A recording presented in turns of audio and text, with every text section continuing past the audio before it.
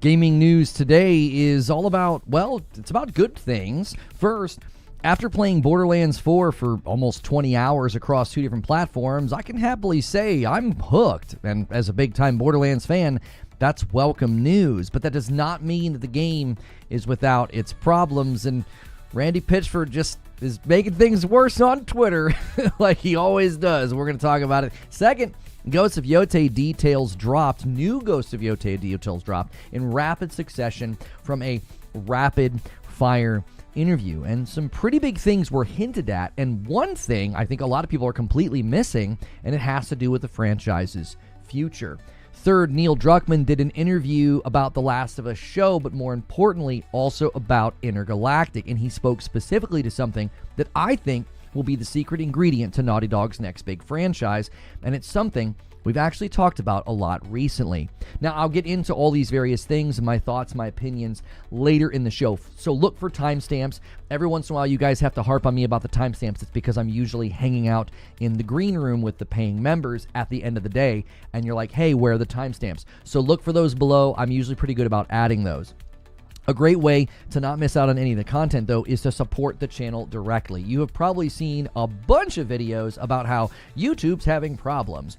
We have weathered the storm, I think, rather well because we have a user base that supports the channel directly. A lot of people are having to drive folks over to Patreon. We don't have to do that here because you can hit join, pick Member Plus. It's $6, supports me directly, gets in the Discord, gets into extra content, and it helps me do this full time. So if you're watching this later, hit like, and let's get into it. Good morning, good afternoon, and good evening, everybody. Guys, thank you so much for being here. I greatly appreciate just the continued support of the content. We did a lot of Borderlands last week. We will obviously be playing more Borderlands today. We want to make sure and put adequate amount of time in there, but there is certainly plenty of things to discuss with respect to gaming news. We've even got some information about the fact that Venom is actually real after hearing that it had not, continued, that they had shelved it. We're also hearing timelines for Wolverine and other games. PlayStation just dropped some pretty good numbers for their earnings and their hardware and everything. People are on Twitter debating all that. I don't necessarily feel like debating that. However, we have, I think, continued to see also just continued frustration with with Randy Pitchford on Twitter with respect to Borderlands and PC performance. I obviously have continued to have a very good time with the game on PC because I've got a rig that can kind of glide above some of the problems. Now, there are obviously some hitches and some stutters here and there, which is that's not ideal, but I've been having a perfectly good time. The latest patch actually made things better for me on PC. PS5 Pro is where my wife and I have been playing. No major issues there, just some, periodic maybe stutters. The worst thing about playing with her on the PS5s, the PS5 Pros, is she gets disconnected a couple of times a night, and it's just the shift, system probably getting overwhelmed. When they got 250,000 or more than 250,000 people playing on Steam, it's probably getting a little overloaded. So, curious what you guys think about all the latest gaming news, things that you've seen, things that you've heard. If you're watching on YouTube, help us get those first 100 likes on the board. It really, really helps out. Had to drop a like, but I got to go. Happy streaming. Thank you so much, Matt. I appreciate it. Good to see you, Feed, in the chat. Hello, Zelda. How are you? Borderlands 4 is a hot mess, says Jays. When you say hot mess, are you talking about the performance? I have actually thoroughly enjoyed the game. And my wife, I joked with her last night. I said, okay, we'll get to the story the next time we play, because she even said, she's like, I don't even know what's going on in the story. And I was like, well, we haven't really done anything with the story. We've just been sort of clearing the map, and I am just really enjoying that. I think they nailed the first playthrough. At least so far, I feel like they've nailed the first playthrough. I don't feel like I'm wasting my time. I don't feel like I'm just doing things that have no real purpose like I did in Borderlands 3, because it all felt very throwaway. I made a comment about performance earlier. Not sure if you can see it. Hilly says, I don't know why they brought the release earlier and then start making performance improvement patches day one and then more. I think that is a completely fair question to ask Randy Pitchford, since he's just wanting to get into the trenches of Twitter and debate people in a way that I think is very unhelpful. Now, when he first came out and he said, if you're going to play Borderlands 4 on a system below min specs, don't expect it to work right, and then the guy from Destructoid had to admit that his article didn't really represent things accurately and that he was actually having some PC problems. I thought that was totally fair for Randy to say. And I said, listen, I feel like he's being honest. Now I feel like he's going beyond just being frank with people and saying, like, listen, if you don't have, a rig at spec, you're going to have trouble. He's going beyond that and just saying things that are unhelpful, largely inaccurate, and just like pushing forward ideas. I think that, many in the PC realm are like, what are you even talking about? Just make the game better. Which, to Hilly's point, it's a totally fair question to posit to Randy. Like, why did you guys move the release date earlier if this was going to be the result? If you were going to have to spend the first couple of weeks fine-tuning and optimizing, why didn't you just take that extra time to do that? Like, it doesn't make a whole lot of sense. And I think that's fair. It was the same. It was like when the guy from Jedi Survivor was like, oh yeah, we could have taken more time, but I knew we could get it done in this many weeks. And it's like, yeah, but the game wasn't ready when it came out. I don't know why, these developers speak in this way or do these sorts of things when it's blatantly obvious, like, the game is not ready. That's why that's why people love consoles. Turn them on and start playing. The console version's lack of an FOV slider, though, is a bit of a thing. I mean, I will say that. I think that is, a frustration point that is obviously not, like, ruining the experience, but it certainly is. It's bewildering. It's like the game doesn't look like the type of game that would struggle with performance or not be able to give an FOV slider. I think they went a little crazy with the lighting, personally. I think the game looks phenomenal. It's very bright, very vibrant. The colors, the shadows, the lighting, it all looks great. But I'm thinking that's the issue. I remember when I played Revenge of the Savage Planet, I said the same thing. I was like, y'all can't give us a performance mode? Y'all can't give us a performance mode? What in the world? And then I looked at the lighting system and I was like, well, that makes sense. The lighting system was, basically on all the time, highly reflective, and it was like probably really heavy. Johnny always, you put all.it. I can still read your comment though over here on Twitch. He said, I had a known fault on PC where the game just wouldn't launch at all. It was a real pain reinstalling drivers for multiple programs trying to fix it. After 2 days, it worked. Not even sure if I fixed it or if the game fixed itself. They did push out a patch over the weekend, so it could have literally just been that patch, Johnny. I mean, that literally could have been it. I've had no issues on a 7800 X3D 5080, so we're on similar systems, Big Fesh. I'm on a 5070 Ti, and I've had no issues as well. So, but again, I don't think that's not indicative of the market, and that certainly doesn't give the game a pass with things that need to be addressed and things that need to be better optimized. I'm not doing the defending PC thing anymore. Zubair says, I'm tired. I'll stipulate that it's no fun, and those of us who play on it are crazy people that don't understand fun or value. Go watch video reviews. Even a 5090 can't hit 60. I'm running a 5070 Ti without frame gen, and I'm hitting 60 constantly. That doesn't make any sense. Borderlands 4 is the most fun I've had in gaming in years. I love the game so much. PS5 Pro, no issues. Yeah, my wife and I play on the PS5 Pros, and we don't have any issues. I would love an FOV slider. We both feel like running is very slow. FOV has an effect on the feel of how quickly you're running. Anytime you increase FOV, you're going to get a better sense of movement. Like, you'll feel faster. But the only issue we've dealt with is that she'll just get disconnected, and she can get back in fairly quickly. And the game does something really, really nice in co-op. You can fast travel to the person on the map, and they also, anytime she reconnects, it just puts her right next to me. She's not like at a spawn station on the other side of the map or something. So, I have a 9800 X3D and a 5090, but you should have to have that level. You shouldn't have to have that level of PC. Oh no, I agree with you. C. Lou was 6 months. Thank you so much. We're going to call that a Han shot first, and so did you. First one of the day outside of morning coffee, taking us here to 7 on the week. We'll do more Borderlands for you guys on Friday night. Let's just get him back on the screen. We'll do more Borderlands. Let me make sure. I don't know if we can do the Saturday thing again this week. I don't know if we can. We probably can. If you guys hit the crazy stretch goal, we'll do a Saturday. And Joker Quinn is going to do the Han shot first, and so did you. The first gifted member of the week comes from Joker Quinn. Thank you so much, Joker Quinn. Yeah, so if you guys are new, when we hit 500 subs or members on the week combined between the two platforms, we'll do a Friday night stream. My wife and I will play some Borderlands with you guys.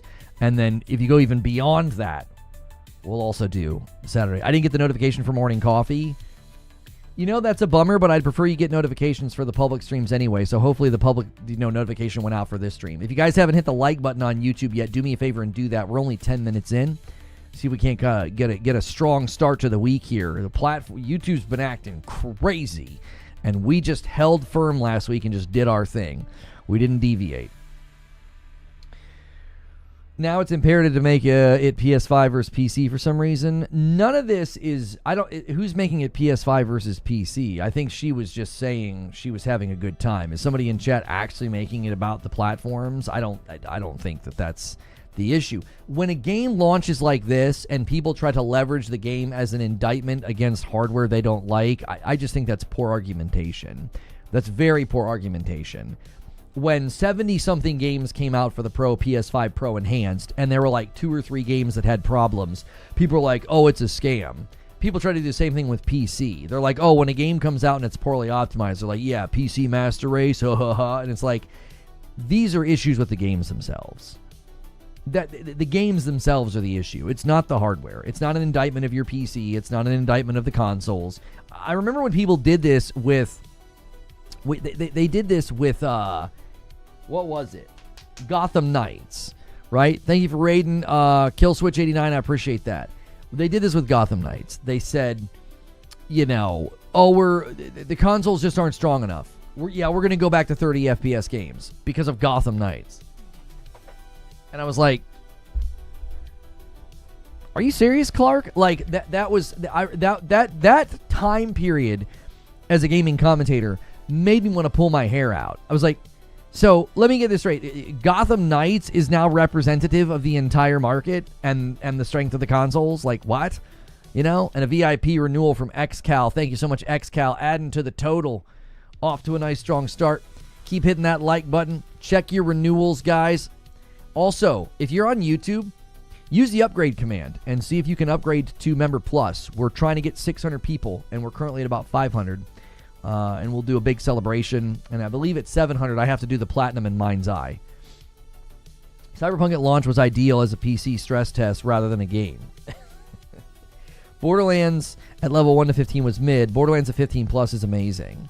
I'm enjoying it right now, and I haven't crossed that threshold yet. I will say my abilities... they feel fine, but they don't feel as influential as I was like them. So, I'm assuming maybe that I'll get better as I get stronger or as I level up or get more augments or something. I don't know. I like both of my characters. I'm playing as Vex and I'm playing as Rafa, and both of them feel great. But the guns feel far more impactful, which is probably a good thing, honestly. I feel like Borderlands 4 leveling up is a bit fast, but I'm saying that as I played 24 hours and I'm level 35. That's on you. You played a lot. On the PS5 Pro, I have a memory leak issue. After about an hour and a half, the game frame rate tanks. I was having an issue on PC as well. Could be something latent with the game or the engine. After so many hours, I just had to restart the game. Actually, my game crashed on PC when I got to the first vault. Game just straight up crashed. So the PS5 Pro version, I definitely notice that the longer we play, we start encountering frame rate issues. I do notice that. So it's probably some kind of a memory leak issue. So you just, restart the game, to fix it. Super excited about Ghost of Yotei 2, says Vanessa, and the Assassin's Creed Shadows expansion Claws of Awaji. Yeah, I wish I would have been able to kind of hang with... AC Shadows longer because I was really enjoying it. It just got too dense for me. I had to bail. I got 36 hours or something. I don't even know how many hours I ended up putting in. And I was like, yeah, I'm good. I got my fill. I had a good time with it. It just got really redundant. And I didn't think the combat system and the boss fights lended themselves to enjoyable content after a while. Yo, what's good, Super Stua? How are you?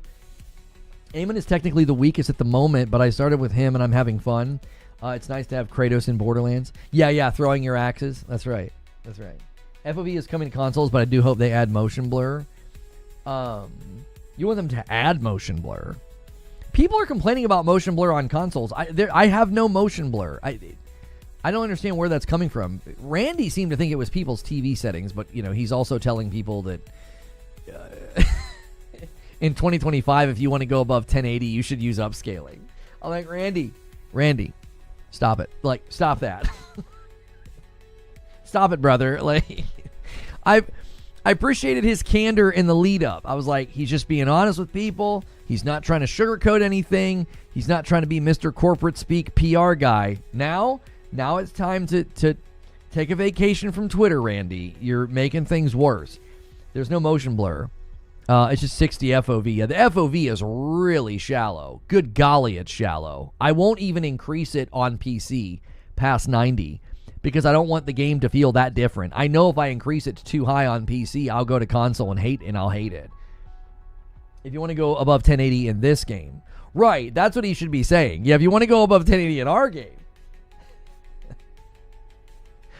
Out of the bunch from a DPS perspective, he's the weakest. By now, I don't know, but he's still fun. Zane was weak at launch for Borderlands 3 as well. Randy shooting from the hip is done until he starts using the blunderbuss. Yeah, I mean, he's just out here just saying stuff. People aren't complaining about performance in a vacuum. It's relative to all other games that we play. Better looking games are more performant. It is what it is.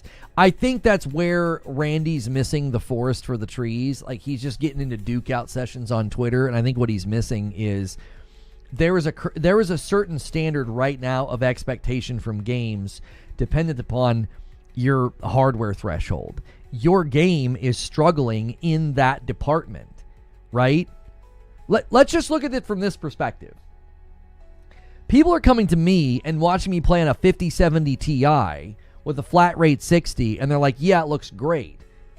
That shouldn't even be a question on my rig. My rig and Borderlands 4 should be humming. I mean humming. I shouldn't have had to lower anything. I lowered from very high to high to get more stable frame rate. Do you understand what I just said? Like, Randy, I have a very good rig.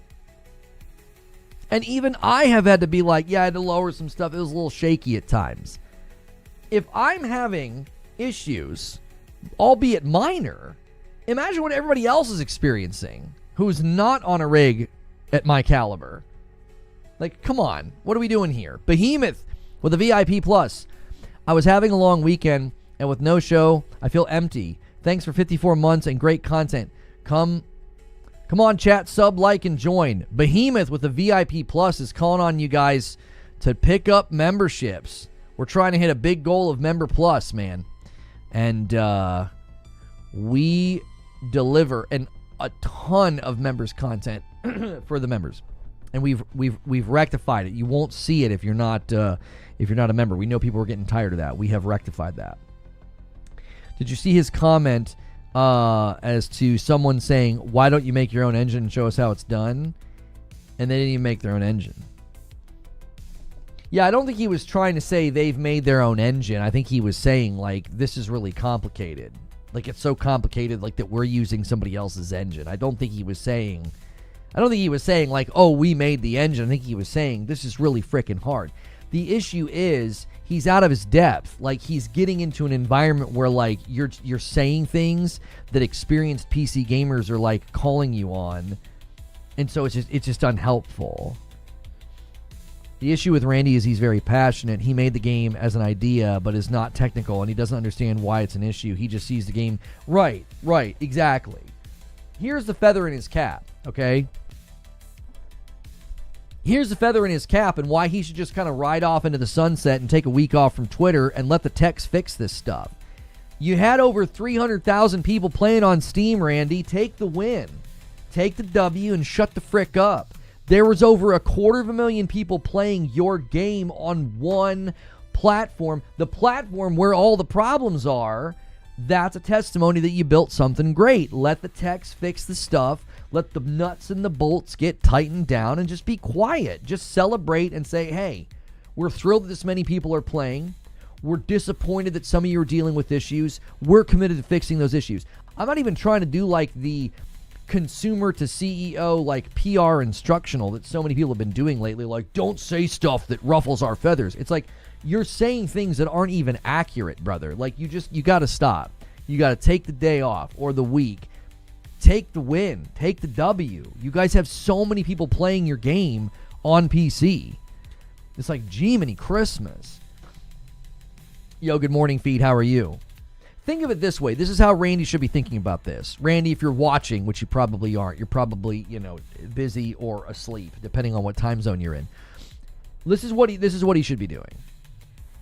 His perspective should be the ongoing commercial success of our game on PC will be impacted by the game's review score. And if you want people to go back and change their score and do you a solid when you do them a solid, you are not setting that runway up right now. You aren't. You're not setting up the runway for people to go back and say, hey, thanks so much, I'm going to fix my score. If you want the Steam score of Borderlands 4 to improve over time, right now, you're making that very unlikely to happen because you're burning all goodwill. It's like the people that you need, this is really, I'm telling you, this is the perspective that he really needs to see here. The people that you need on your side to fix that score over time, they're the people that you're arguing with on Twitter. They're the most committed. They're the most involved. They're the ones who wrote, an 18-page review on your game on Steam. That's who you're lecturing and getting smarmy with. You don't want them to cross their arms and say, yeah, well, that's fine. They finally fixed all these issues, but frick him and frick his game. Like that's the attitude they're going to take. You need these people to be essentially on your team, and you're not doing that. He's not thinking about this from a business standpoint, and he should be. You have a piece of property and a financial interest in not doing what you're doing right now. This isn't being honest like when you told people, well, if your game is I'm sorry, when he said if your PC's under min specs, don't expect to play the game. That was fine. I thought that was just honest. I didn't think that was a problem. This is in another category. Now you're fighting with people. It's like that's not the same. You want to speak frank about price. You want to speak frank about something being out of your control. You want to speak frank about like if you're on a PC below min spec, that's not getting in fights with people on Twitter. One is being like frank and honest. The other is petty and stupid. You've got to divide between the two, and he's just not doing that. Not meeting people halfway who invest a ton of time and money into their gaming rigs by saying we are working on making it better is not a smart business decision. Right. I agree in 2025, if they want to leave the 20 series cards out of the optimization, I'm fine, but 30 series and above should be able to run the game fine. I would tend to agree with you. I'm not super in tune to like timelines of when these cards have come out, but I would assume leaving 20 series cards behind right now is fine. I just replaced a 2080 Ti. It was 6 years old. I should not expect a 6-year-old rig to be able to run a brand new game without a single problem. I would expect to turn a bunch of stuff down. I would expect that. It's old at that. 6 years? That's old in PC land. Once you're approaching your 7th year, it's time to think about, like, yeah, it's time to go. The 30 series cards are 6 years old. Yeah, I mean, you'd be at the bottom, though, Eugene. In my mind, if the 30 series is the bottom, that to me is okay. Well, I'm talking about like the 20 series getting left behind. I think I'm like, yeah, in the grand scheme of things of when I bought a PC and when I finally felt the need to replace mine, yeah, I bought my rig in 2019. I did not expect it to be able to keep up anymore. That's why we replaced it. Sorry, 5 years? Yeah, I think a 5-year-old card being the bottom of the threshold is completely reasonable. I don't think that's unreasonable for PC users to be like, I bought this GPU 5 years ago. I should be able to play your game with some tweaking, right? Especially if it's the recommended card. If they're recommending a 5-year-old card and they sort of leave the 20 series cards off the table, I think that's totally fine. But again, it's one thing to be just very, very straightforward with people. It's one thing to be very just like, I'm just going to shoot straight with y'all. That's one thing. It's another thing to get into spats with people. then I think that he's doing the latter. He's getting into fights with people on Twitter, and it's unproductive. It's like, you don't want these people to be antagonized. That's the way they feel right now. You want them to feel supported so that when you fix these issues, they're going to say, good on you, Randy, and the team at Gearbox. I'm going to go change my score on Steam. Okay? Because look, we know this is true. We know this is true. Going forward, when anybody goes to play this game, or I'm sorry, buy this game, you do a sale, you do a DLC ad. This right here is a gigantic blemish on your game. It's like the game has a bruise on its face. I mean, this is not ideal. If you can get this out of mixed, it'll hold a significant, impact on the on people purchasing the game going forward. How do I get I always forget how to get the graph. Where's the graph? Recent funny. Playtime, purchase type, review type. Am I just like not seeing it? Oh, do you have to go to all or something? I forget how you do it. See language breakdown, your preferences. I thought there was usually like a graph button over here. Do I have to do something to get to the graph? All languages? No. Your language? Yeah, I don't remember how to get to a... I thought there was a button over here.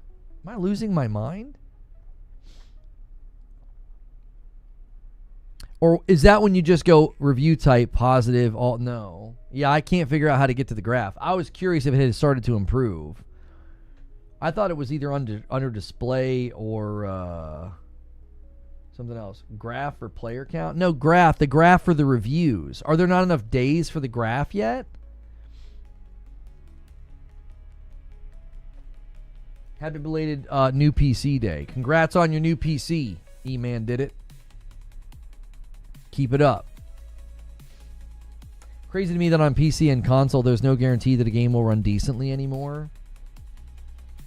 It was mostly negative at launch. Yeah, I wanted to see how much it had improved. Because, I mean, there were tons of people playing.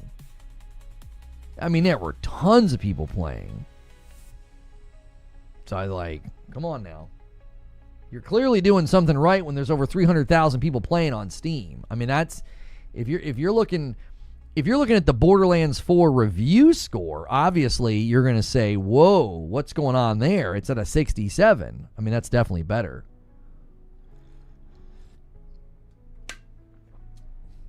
How was Borderlands 4 on console? I am playing on the PS5 Pro. No major issues or complaints other than the lack of the FOV slider. And his answer on the FOV slider didn't make any sense either. He speaks in a way sometimes that I think only he understands. He said something about stuff they wanted to do and fairness. And I'm like, fairness? What are you talking about? Fairness? What? Like, and if he was thinking about PvP, it's like it's cross-platform, brother. PC has an FOV slider. What are you doing? Do you use the shift keys for better loot, or do you ignore that feature? We did it the other night. I need to start putting the shift keys in so that every once in a while, Madam and I can go grab some loot, and I can, like, it's easier for me just to do it and then drop it on the ground for her instead of, the reviews and the player numbers don't line up, says Eugene. As a consumer, I don't know if those reviews would sway me if I saw those player numbers. Yeah, like, look at this. Borderlands 4 Steam charts.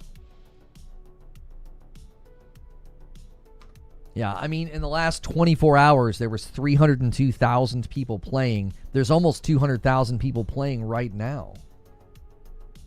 The memory leak on the PS5 Pro, I think, is there. I think it's latent to the to the game itself. I do. Yeah, I mean, look at this. I mean, you can clearly see it goes up each day. I mean, look at that. That's like a stair step. That, to me, is why I said he just needs to stay off Twitter and take the W. Just stay off Twitter and take the W, man. That is, anybody that sees that is like, yep, we did it. We're a success. Number 1 in top sellers, number 6 in daily active users, number 3 in wishlist activity. Like, come on, brother. Take the victory and get the game running better. You did it. You did it. You successfully turned the franchise around. After Borderlands 3, you did it. You should be popping champagne and banners should be dropping at the studio saying, we did it. We turned it around, boys. Now let's get to work optimizing and making things run better. What was Silksong pulling? Silksong Steam charts.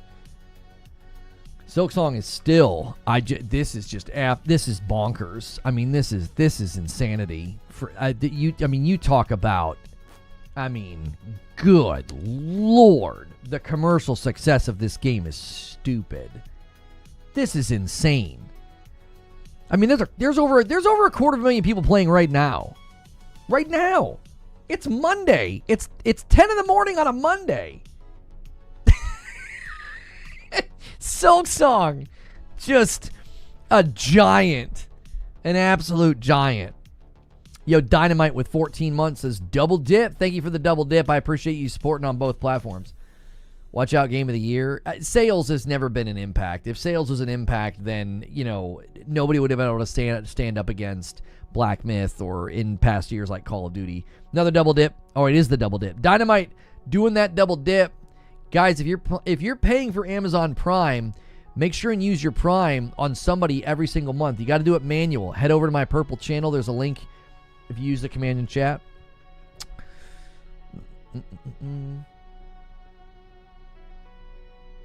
I still feel the need to finish Silksong. Darn you, Borderlands. Why do you feel so good? Yeah, Borderlands is completely taken over. That's all I've been playing.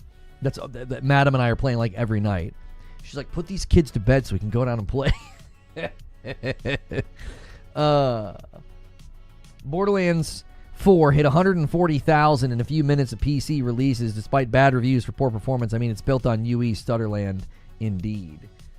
Yeah, I mean, it started out at like a 46%. So it's gone from a 46% review at launch to a 67%. I would say they're moving in the right direction. I would say they're moving in the right direction. It definitely should be a reason to drop a bad review on a game. Even if the game is good and you can't play it, it's pointless. Every review in that first hour or so was pre-day one patch. So that's why it was, yeah, the reviews are mainly people complaining about performance. That's why I said he should be popping champagne and celebrating instead of fighting with people on Twitter, because they literally did the thing that they set out to do. They did it. You did it. Celebrate. What? Why are you fighting? Why are you fighting with people? James Wolfgang with 40 months and Remember Plus, too many games. My wallet hurts and the year's not over yet. It is not over yet. There are some big titles still coming. Borderlands 4 is just one more title in a long, long list of big titles, man. Borderlands 3 never touched it. The performance issues aren't mattering. I don't know if it's a fair comparison, Eugene, because I don't think it was it wasn't the same. I'm sorry, it wasn't the same timeline. I don't think Borderlands 3 was on Steam at launch date. I don't think so. It's Monhunt all over again. Yeah, the Monhunt performance issues were pretty terrible, and yet it was an insanely commercially successful game that had tons of players. And Monhunt had some pretty significant issues. It was Epic only. Yeah, so it's not exactly a fair comparison. I think Eugene's point is correct, though. I don't think the Steam charts for Borderlands 3 helps his point, but I think his overall point is correct. Borderlands 4 is doing just fine.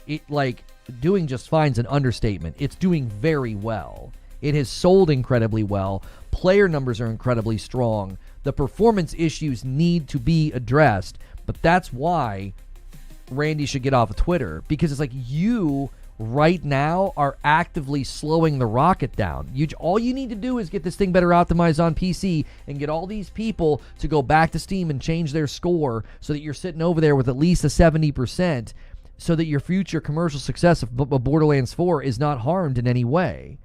Because the average person's not checking Steam charts. They're checking the Steam storefront. The average consumer in 3 to 4 months is not checking Steam charts. They're going to go to buy Borderlands because it's either on sale or bundled with DLC or whatever the frick's going on. And they're like, yeah, let me check out that Borderlands 4. And if they see a mixed review score, it's going to dissuade people from buying. He's telling us what went wrong with development. Weather's even aware.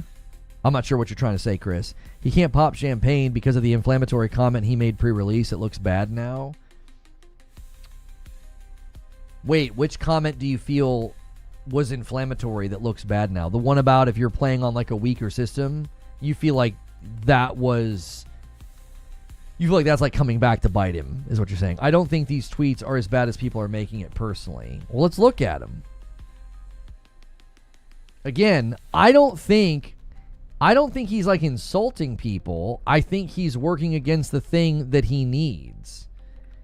You need people to go back and change their score, and you're not going to get that doing this. We have made an amazing and fun and huge looter shooter campaign game. The game is pretty damn optimal, which means that the software is doing what we want without wasteful cycles and bad processes. With Borderlands 4, every PC gamer has a lot of tools to balance their preferences between FPS, resolution, and rendering features. If you aren't happy with the balance between these things you are experiencing, please tune to your preferences using the tools available to you. Again, I'm just going to tell you right now, the people that are coming to Twitter and taking, issue with performance, I would imagine they've already done these things. That's why I don't feel like this is a great idea, because like you don't think that they know they can do this. You think this is like new to them. It's almost insulting. It's like, yeah, we know. Like, it's not our first day on PC, Randy. Yeah, we know we can go change settings, dude. We appreciate the incredibly high degree of passion and excitement there is for games, and we've been developing for over 6 years. We know strong feelings lead to strong opinions. We hear you and see you. For a campaign looter shooter, it is absolutely reasonable for developers to focus on default settings achieving 30 FPS on minimum specification and 60 FPS on recommended. This sentence almost falls off the rails, but when he says minimum specification, I'm like, yeah, I think that's fair. If you're going to have default settings 30 FPS on min spec, I agree with him. 60 should be the expectation on recommend. I think this sentence is fine as soon as this last part comes in. At first I was like, I'm sorry, what? But then I'm like, oh, min spec, yeah, 30 FPS. I think that's fair. Some of you would prefer more FPS or more features or higher resolution. We have provided many tools to help you make those trade-offs. It is a mistake to believe or expect that PCs between min spec and recommended spec can achieve all of extremely high frame rate, maximum ultra features, and extremely high resolution. If that last post makes you have a negative reaction, I bet you have emotions and expectations that you feel aren't sufficiently attended to. I'm sorry, but please accept that the game is doing a lot and running pretty optimally, and that you may have to either accept some trade-offs between FPS, features, and resolution as your preference, or you will continue to be disappointed. Again, I don't think any of those tweets are particularly bad. I think it's the fighting with people that I'm taking issue with. Listen, being just sort of like frank and honest with people about like, listen, if you're between min and recommended spec, you can't expect everything to be turned on. Yeah, that's reasonable. If you're at min spec, you should expect to run the game at default settings at 30. You're at min spec. If you're recommended, you should be able to run default settings at 60, right? I don't think anything he said there is that inflammatory or that bad. I think the issue, again, comes back to don't be on Twitter squabbling with people. That's the issue. Just say, hey, we've got the game running what we feel like it was well enough to ship. We understand that some people are having issues. We are working to fix those issues. I don't think min spec should be targeting 30 FPS on PC. Why? It's min spec. He said default settings, as in like you set the default settings, just like boom. Here's just sort of basic settings for texture, resolution, whatever. You should expect to be getting 30. If you're on min spec. If I boot up a game on min spec, I'm not expecting much. I'm expecting to have a lot of sacrifices. I'm at the very bottom. Minstree with the $5 super chat. Looks like GTA 6 got bumped so Borderlands 4 could shine. No way these two games could exist in a month or two apart as it was originally rumored. Borderlands 4 is so good. I don't think GTA had anything to do with I don't think GTA's delay had anything to do with Borderlands, but it definitely helped. Nothing wrong with a PC user being fine with 30 FPS. They can't all afford to upgrade. I wouldn't call people with a 4090 mid-range or old rig. I'm not sure if anybody did that. Did somebody do that in chat?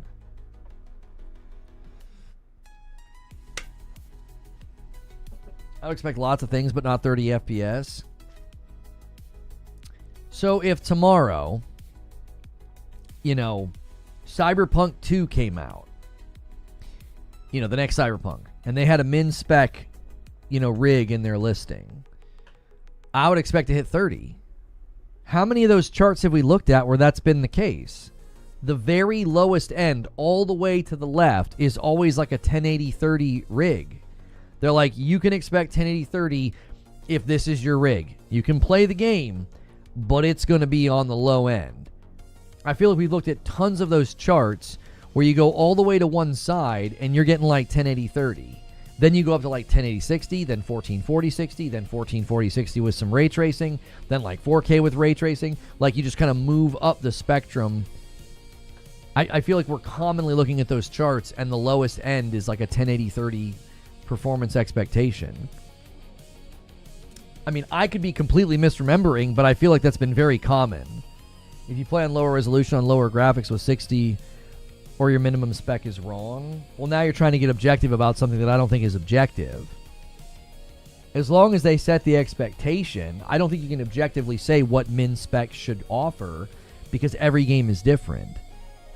I prefer the newer charts we were getting with a variety of resolutions and frame rates starting at 1080-30. That's fair. People can decide if that min spec's okay with them. Yeah, I tend to agree with Zubair. As long as you're setting expectation before the game comes out, there is no right or wrong here. There's no objective like, oh, it ought to do this. It's like, well, no, just let people know what they're going to get, and then they can make a decision as an educated consumer. As long as the consumer is properly informed, you guys know that's what I'm always big on. If you knew going into Borderlands 4 that you were going to be getting whatever performance on whatever rig you have, then that's all that really matters. Because there's been plenty of those sheets that we've seen. Wasn't the one AC Shadows PC sheet? Wasn't it AC Shadows that had that? I feel like they let people know what to expect. And I felt like open image. Okay, can I not get a higher resolution image here? Gosh, the irony of this thing being low res everywhere. Yeah, I think this is a perfect example of what I'm talking about, Hilly. Minimum spec on AC Shadows, 1080-30, 1080-60, 1440-60, 4K60. This is almost exactly what I just said. Like, this is exactly what they should do. I think this is completely fine. So min spec should expect to do 1080-30. I think that that's been very common when we've looked at these sheets. That if you're going to be all the way at the bottom, you should expect the minimum. It's kind of in the word minimum. Like, that's minimum. Like, that's the minimum resolution that most people will tolerate these days. And that's the minimum FPS that people will tolerate is 30. I mean, that's I won't go below 60, but I think that's fair. But again, this is where Borderlands could have been better. They could have let people know, if you're at this threshold, this is what you'll get. And even then, those promises probably wouldn't have come true because the game wasn't optimized that well to begin with. Crashing and frame rate are two totally different things. Yeah, I'm pretty sure my crash happened because of a memory leak. Like, I could tell the game wasn't acting right. I wasn't even getting 60 FPS anymore. And then I went to go into Vault and the whole game crashed. I came back, my frame rate was fine, and I was able to go into the Vault. To be fair, the min specs did change like a day before launch, 6 cores to 8 cores, and the min specs on Borderlands 4 never said which was the performance target. No, yeah, I think that that's fair.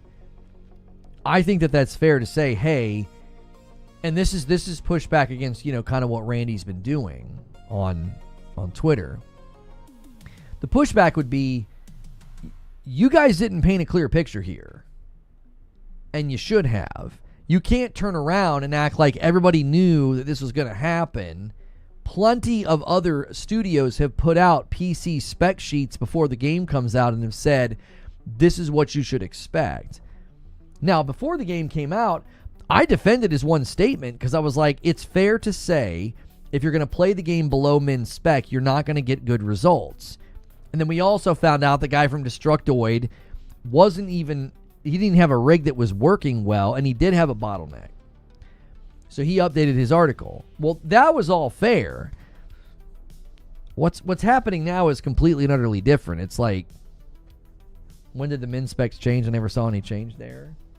Yeah, I don't know. I can't verify or deny what they said. I wasn't paying attention to the min specs of Borderlands 4 before launch. So I don't know if it changed from 6 cores to 8. I don't know where that happened or if we can even confirm that is true. What's good, Dan? Guys, if you're enjoying the show so far, make sure you're hitting the like button. Thank you so much. We're well on our way to 200 likes over there on YouTube. Take a quick second. Make sure it has saved your thumbs up, especially if you're just lurking and listening and enjoying the show. That's a really easy way to support what I'm doing. They did put out a system spec sheet a week or two before launch. Okay, Borderlands 4 announces PC requirements. When did they do that? When did they do that? They've got this one posted. This is the only one I remember seeing. This one here. This is the only one I remember seeing. A min 2070, a recommended 3080. So the issue would obviously be there are people in this threshold of recommended, and they're not having a great time. Now, if his pushback is, well, you could lower settings, you could tweak or whatever, but there's nothing else here. Like, this doesn't even tell me what I should expect out of the game. Am I getting, 1080 upscale to 1440? Do I need to run frame gen? Do I need to run DLSS? Like, there's nothing here. There's not an asterisk. There's nothing. Graphics or equivalent. I mean, that's the only asterisk on here. So, like, this is super, super not informative. And again, that falls back on, Randy and the team. They should have done a better job informing people, and it seems like they went more generic, likely because they knew there were going to be issues.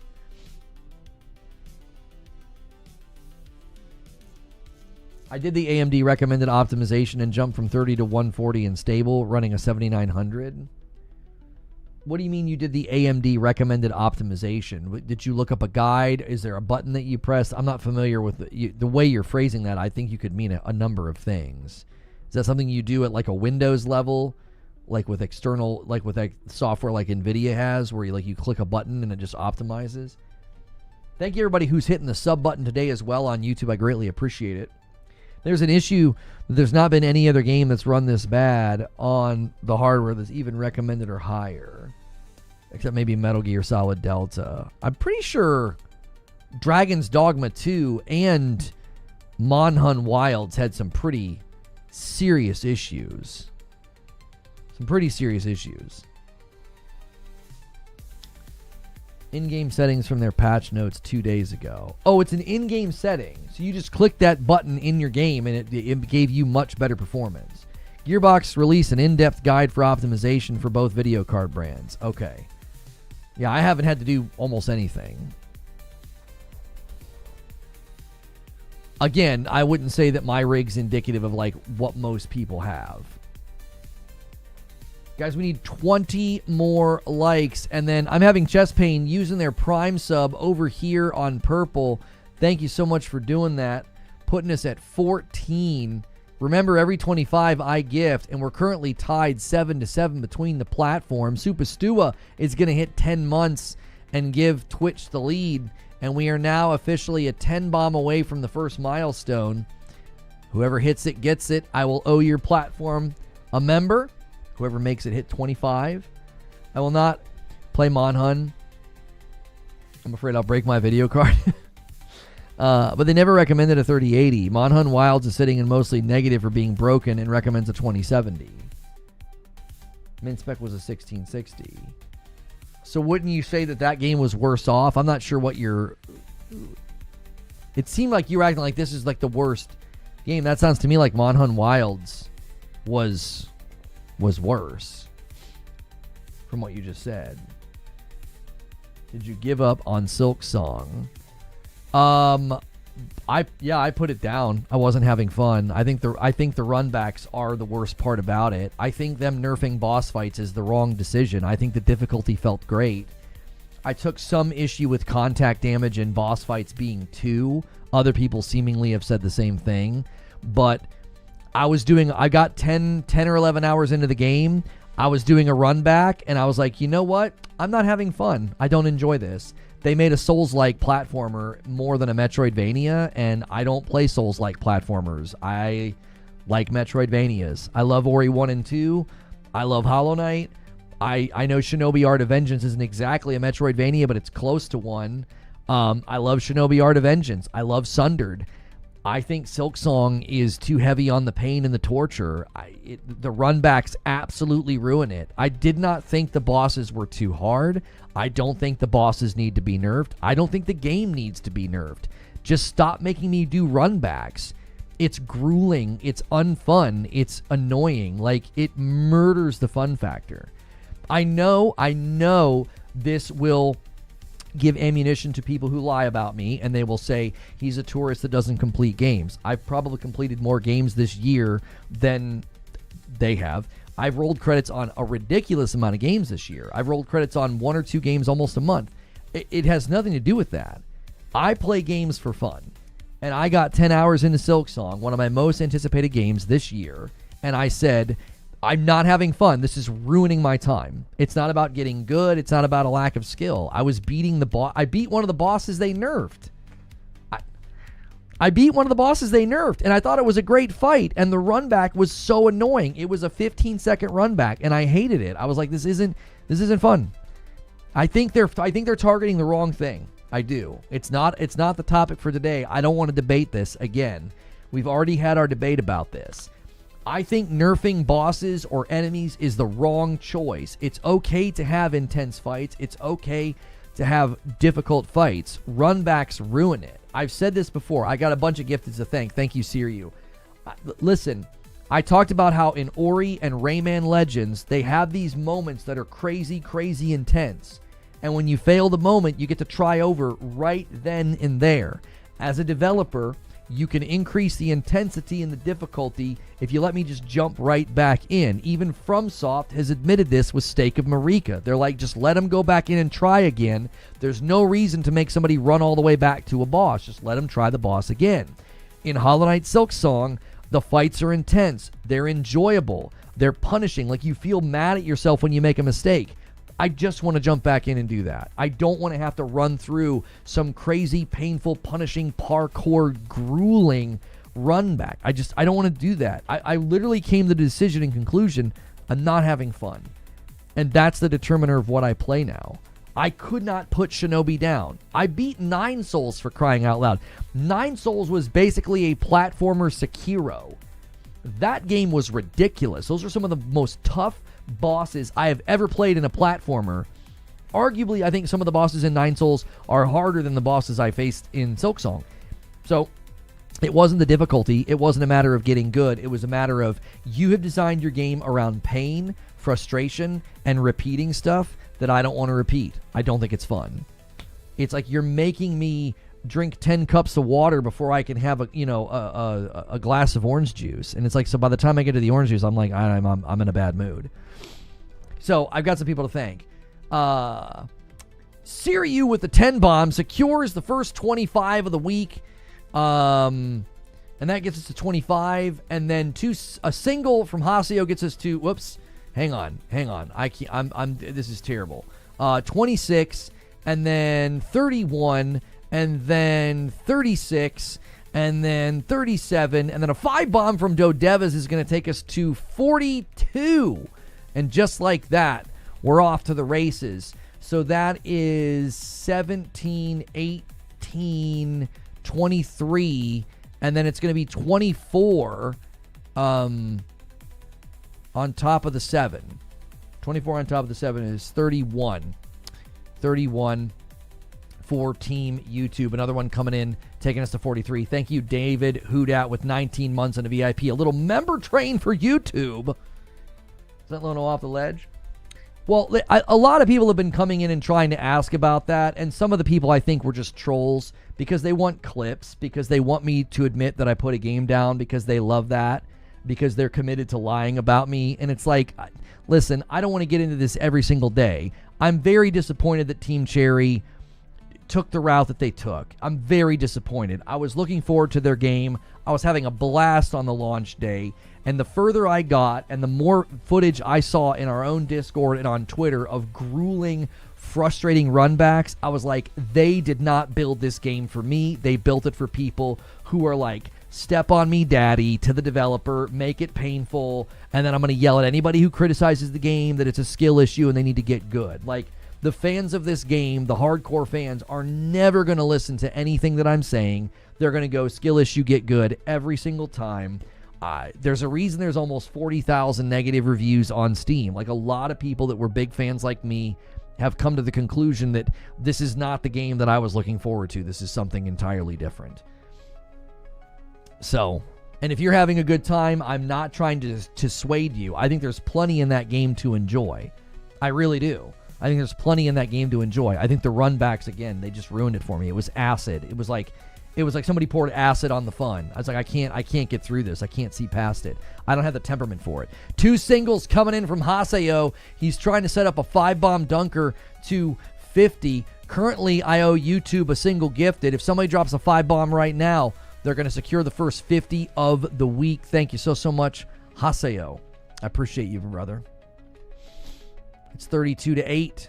Wait, that's not right. That would be 40. We're missing 5. So this has got to be 37-8. Yeah. It's weird they drifted so far without any warning for the audience. They must have known there would be big expectations, or there would be expectations. I think that they were too insulated. I think they sat for 7 years. They're very skilled players, probably. They understand their game upside one down the other, and they thought this is great. And at some level, they built a masterpiece. At another level, it's not a game I want to play. I don't even think the game is that good. Like, it's a well-built game, but people are acting like it's one of the greatest pieces of media to be made by mankind. No, it's not. It's propped up by its art and music. I think it's a great game. I think at some levels it is a masterpiece. It's just a masterpiece I have no interest in.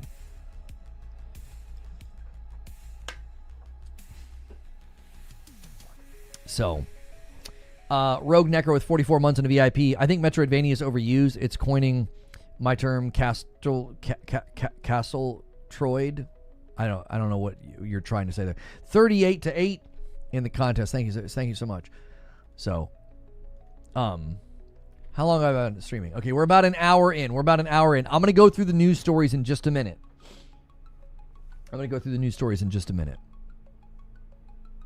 Free old game is incredible. Just don't play it. Yeah. I've not once said it's a bad game. I've not once tried to be like, it's trash, it's bad, the devs are stupid. I'm like, they went in a direction that I can't have fun with it. You know?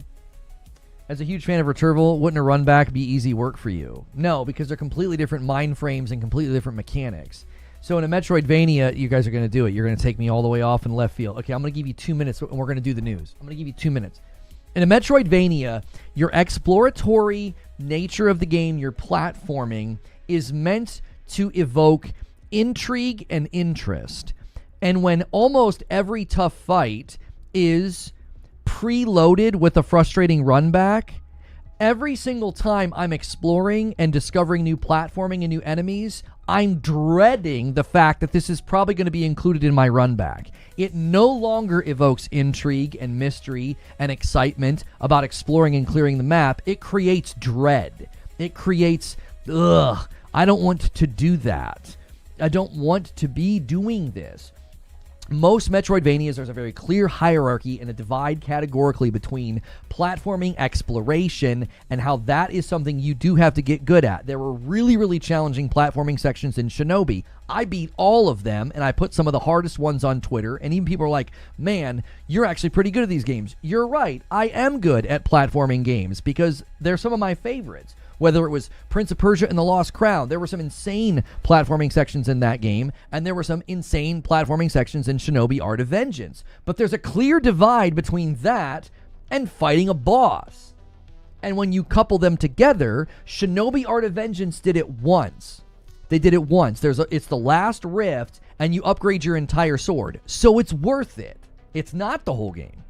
There's this entire rift where you got to fight your way all the way through the rift. It's really, really hard. And then there's a section where you have to fight. And then there's a section where you have to run from the fire. They basically combine all of the rift types into one rift. Okay? I beat that rift, and I felt amazing because it was by itself. It was its own thing. And then it upgraded my sword. All of Silksong feels like that. There was an excellent review that basically said the tension never lets up. The tension never lets up. You're always just like, oh my gosh, this is so stressful. So that, to me, is the issue. It's like there's no division between challenging parkour, challenging platforming, frustrating enemies that have lots and lots of hits to kill, blah, blah, blah, right? So you're doing all of that. Oh, and by the way, you got to get past all this to get back to the boss that you just lost to. You can't just go back and fight him again. You got to parkour off this. You got to not miss this jump. You got to nail that jump. You got to get past this guy. You probably got to fight this guy, or he's going to take a chunk out of you before you get back to the fight. It creates a sense of tedium that absolutely murders the fun for me. My issue with it is it's designed around pain, and that's something that I've never enjoyed. When I can tell that your game is designed around pain, my brain senses it, and I reject it as a design philosophy. I'm like, you didn't design this to be challenging or difficult. You designed this to be painful. And philosophically and fundamentally, I check out when that happens. This isn't designed to be difficult. You designed it to be painful. The boss fight is difficult. Getting back to the boss fight's not difficult. It isn't. You've already gone through it. You've already done it. You already know how to do it. You know the jumps. You know the walls. You know the enemy placement. You already know how to get back to the boss. It's painful. It's tedious. It's repetitious. It's not fun. You see the difference? Like, the boss fight's tough. Tight windows of animation and telegraphs and attacks and punishing damage output. That's tough. Getting back to the boss fight isn't tough. It's just annoying. That's the issue. 50 seconds to the boss, dead in 25 for a total of 115. It all adds up. I watch Extreme play Silksong. He's on Porterwack's channel often. He had a low of 42 seconds to run back to the boss. That was his fastest. Fun is also an opinion. Did I say I was speaking objectively? No, I'm speaking subjectively. I'm saying this is why I'm not playing it. This is why it feels more like a Souls-like than a Metroidvania. The trope of making me run back through pain to get to a boss, that's not a Metroidvania thing. That's a Souls thing. If you want to make that game, by all means, go to town. I'm not interested in playing that. All of the modern platformers and Metroidvanias that I've played don't do that. They don't. Ori 1 and 2 and Prince of Persia and the Lost Crown and Sundered, none of them did this. Shinobi Art of Vengeance wasn't exactly Metroidvania. It had Metroidvania elements and a ton of retread. It didn't do it either. Nine Souls didn't do this. I've played really, really tough platformers and Metroidvanias, and they don't do this. Now, people are like, oh, the runbacks in Silksong were really bad. I don't remember them being this bad at all. Maybe I've completely wiped my memory. Maybe I've completely wiped my memory, but I don't remember the runbacks being this bad at all in the first Hollow Knight. Maybe just the runbacks were easier, so it was like, it's not a big deal. In this, the runbacks are literally designed to be frustrating and tedious. Like, they're designed to frustrate you and throw you off before you get back to the boss fight. There you go. I promised you 2 minutes, I gave you 5. This man is not saying change the game. He's saying the game isn't for him. You are still allowed to have fun if he doesn't. The game is a roaring success. I guarantee you everything I've said today will be twisted by liars. I'm not saying it's a bad game. I'm not saying it doesn't deserve the praise. I'm not saying it's failed. I'm not saying it doesn't have crazy commercial success. I'm not saying there aren't a ton of people playing it. I'm saying this is not what I signed up for. I thought I was signing up for a really fun Metroidvania, and it's a 2D Souls game. It's way more Souls than Metroidvania. And the runbacks aren't difficult. They're not hard. They're annoying. Even if the runbacks are similar to Hollow Knight, you've had 7 years of game design advancements showing how stupid runbacks are. Listen, if FromSoft abandons the runback philosophy, I don't see a reason to sustain it. It feels out of place. It feels like something from a bygone era. It does. It feels archaic. It doesn't feel needed anymore. I'm not at all saying bad game. I'm not at all saying undeserving of praise or its prestige. It's a masterpiece that I don't want to play because it's like people that have played Elden Ring for thousands of hours.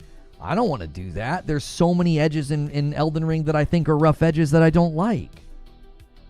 Some of the runbacks also require beating an arena before you even make it to the boss. Yeah, like I said, I saw footage and I was like, this game's not for me.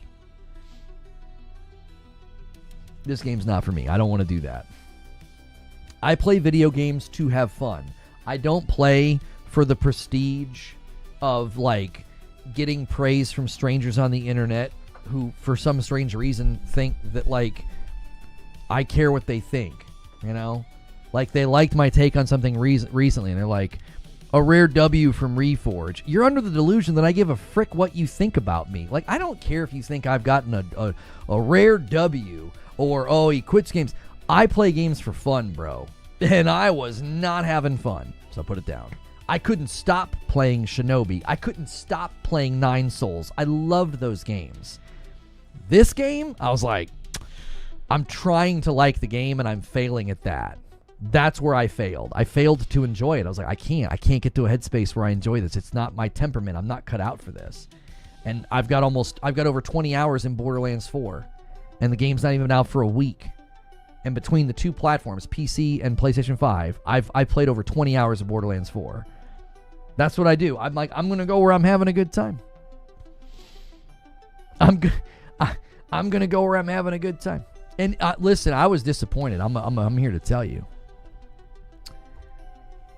I'll pause them. Sorry. I had them pause and they unpaused. Sorry about that. So, yeah. There you go. I beat Silksong, and 80% of me beating it was me just being stubborn. 20% was fun.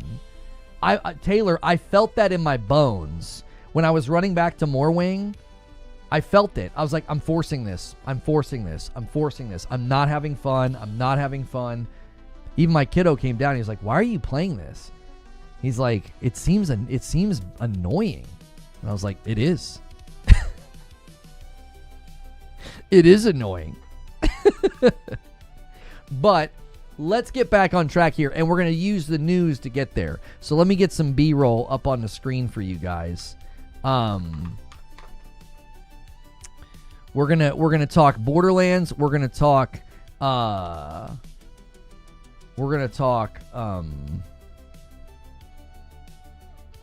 Interested. We are gonna talk Borderlands. We are gonna talk about Ghost of Yotei and Intergalactic. All of it. Okay, so let's see here.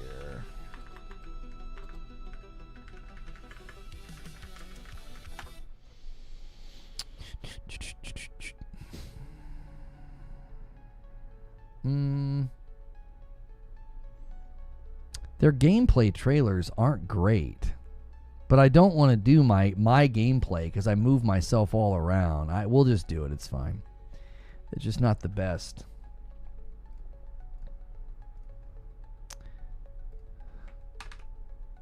Okay, we'll do that. Actually, we don't need to necessarily jump from one news story to the next. We'll just do the Borderlands one first. Wait, that's the wrong one. This one. There we go.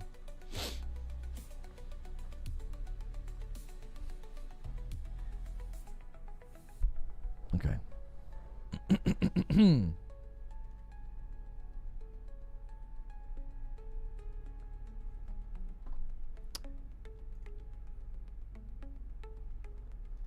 So did Borderlands 4 finally deliver the Borderlands we've all been waiting for? Now, I can only speak for myself and my wife. I actually asked her what she thought. We have put a lot of time into the game. And overall, yes, this game has delivered a Borderlands that has basically re-cemented the franchise as a great looter shooter, but also just a great co-op game. However, the game is not without its problems. So I want to talk about the good, the bad, and the future. And yes, I don't want to make a whole video about it. I think Randy Pitchford is making things worse on Twitter. It's one thing to just speak frank about things and to just be sort of straightforward, and I feel like there were times where he was just sort of being honest. Now he's being combative and like arguing with people.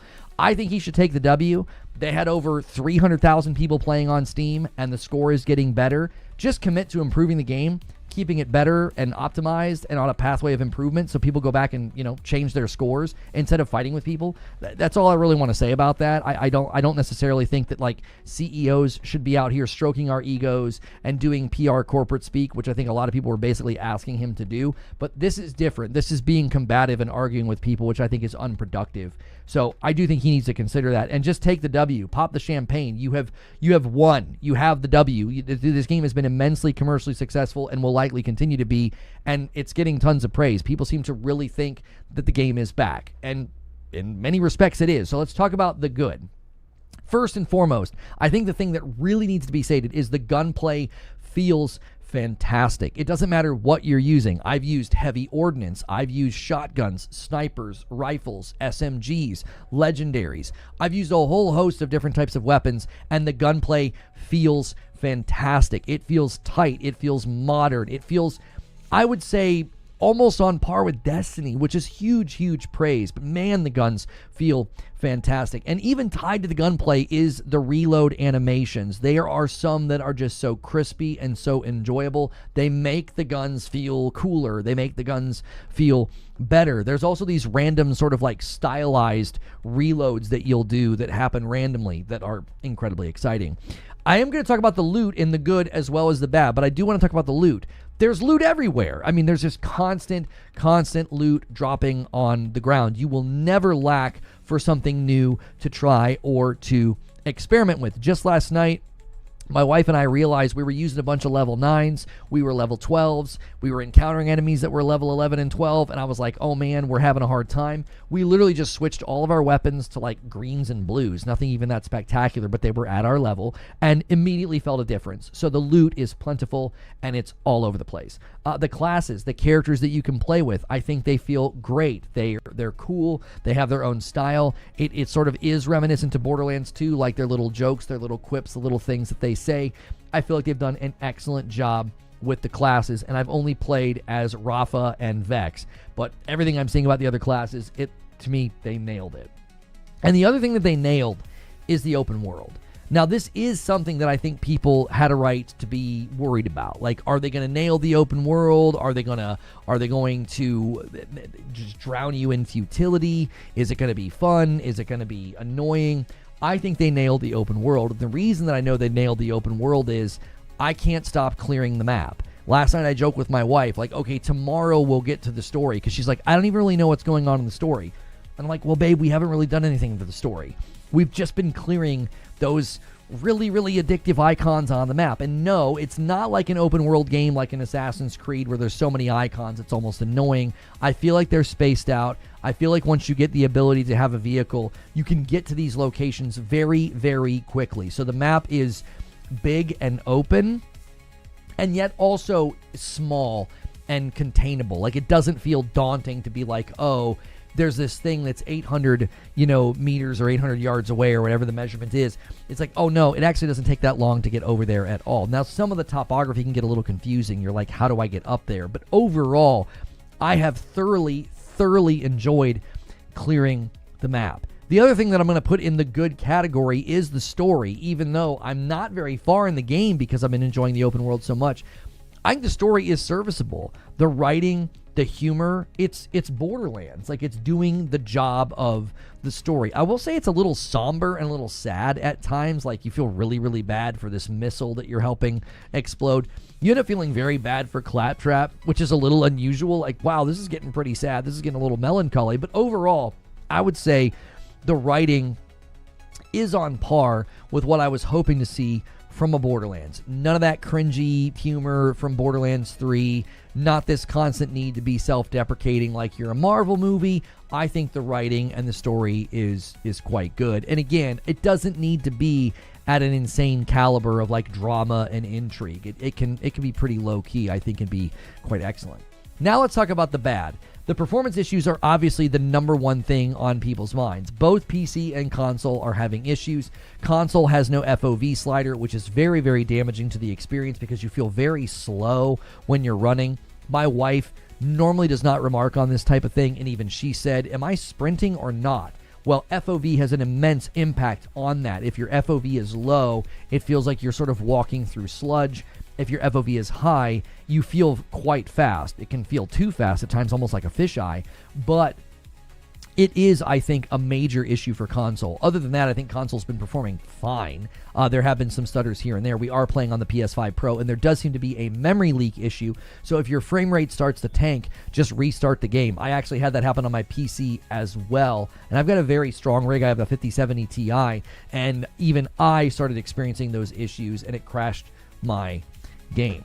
Now, the other major issue we've been dealing with are shift disconnects. I imagine this is just going to get better with time. It starts to get better as the night goes on. My wife always jokes. She's like, well, all the people that are our age are going to bed, so it's getting better. There's less people playing. And she's probably right to a certain extent. So the shift disconnects are pretty frustrating when her and I are trying to play together.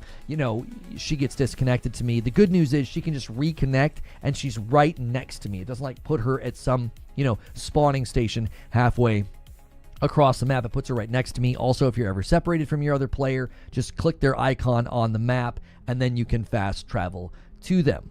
Now, the other thing that I think is a negative is the backpack is so limited early in the game, and they're dumping, and I mean dumping loot on you.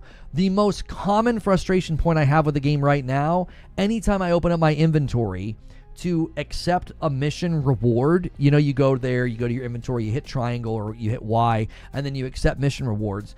I'm almost always full. So there's this horrible flat tire in the game in the early stages where you're constantly having to just throw loot on the ground so you can pick up the other loot. And you get achievements for picking up white, green, blue, and purple. And I'm already to the point where I'm like, well, I guess I'll just ignore all the whites. I'll just ignore all the greens because commonly the blues and the purples are going to be better, right? But that's a complete break of what these games are supposed to be about. These games are supposed to be about the loot and pick up all the loot like a vacuum cleaner. And yes, you can increase your backpack size, so grinding some of these activities in the open world has certainly helped. But I really feel like that halting nature in a looter shooter, it's too constrained. I think your backpack should start out with at least 10 more slots from the get-go.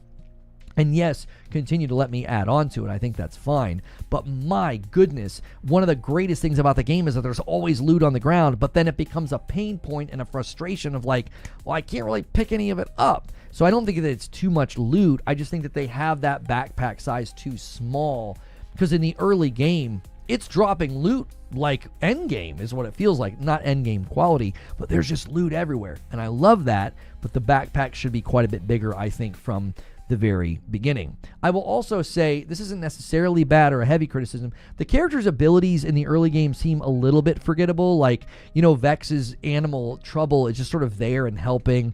And then Rafa I can like throw my guns on. They feel nice, but I wish they were maybe a little bit more impactful in the early game. Maybe Eamon and maybe Harlow are more impactful in the first 12 to 15 levels. I had somebody in my chat today say, after level 15, things do get quite a bit better, and the first 15 levels felt a little bit boring. My memory of Borderlands 1 and 2 was that the abilities felt more influential early on. Maybe that's a false memory. This is not a huge gripe. The guns feel so good and so impactful. If you get the Bonnie and Clyde Legendary, I feel like it's going to become a fan favorite because it is just so fun. Its perk is excellent.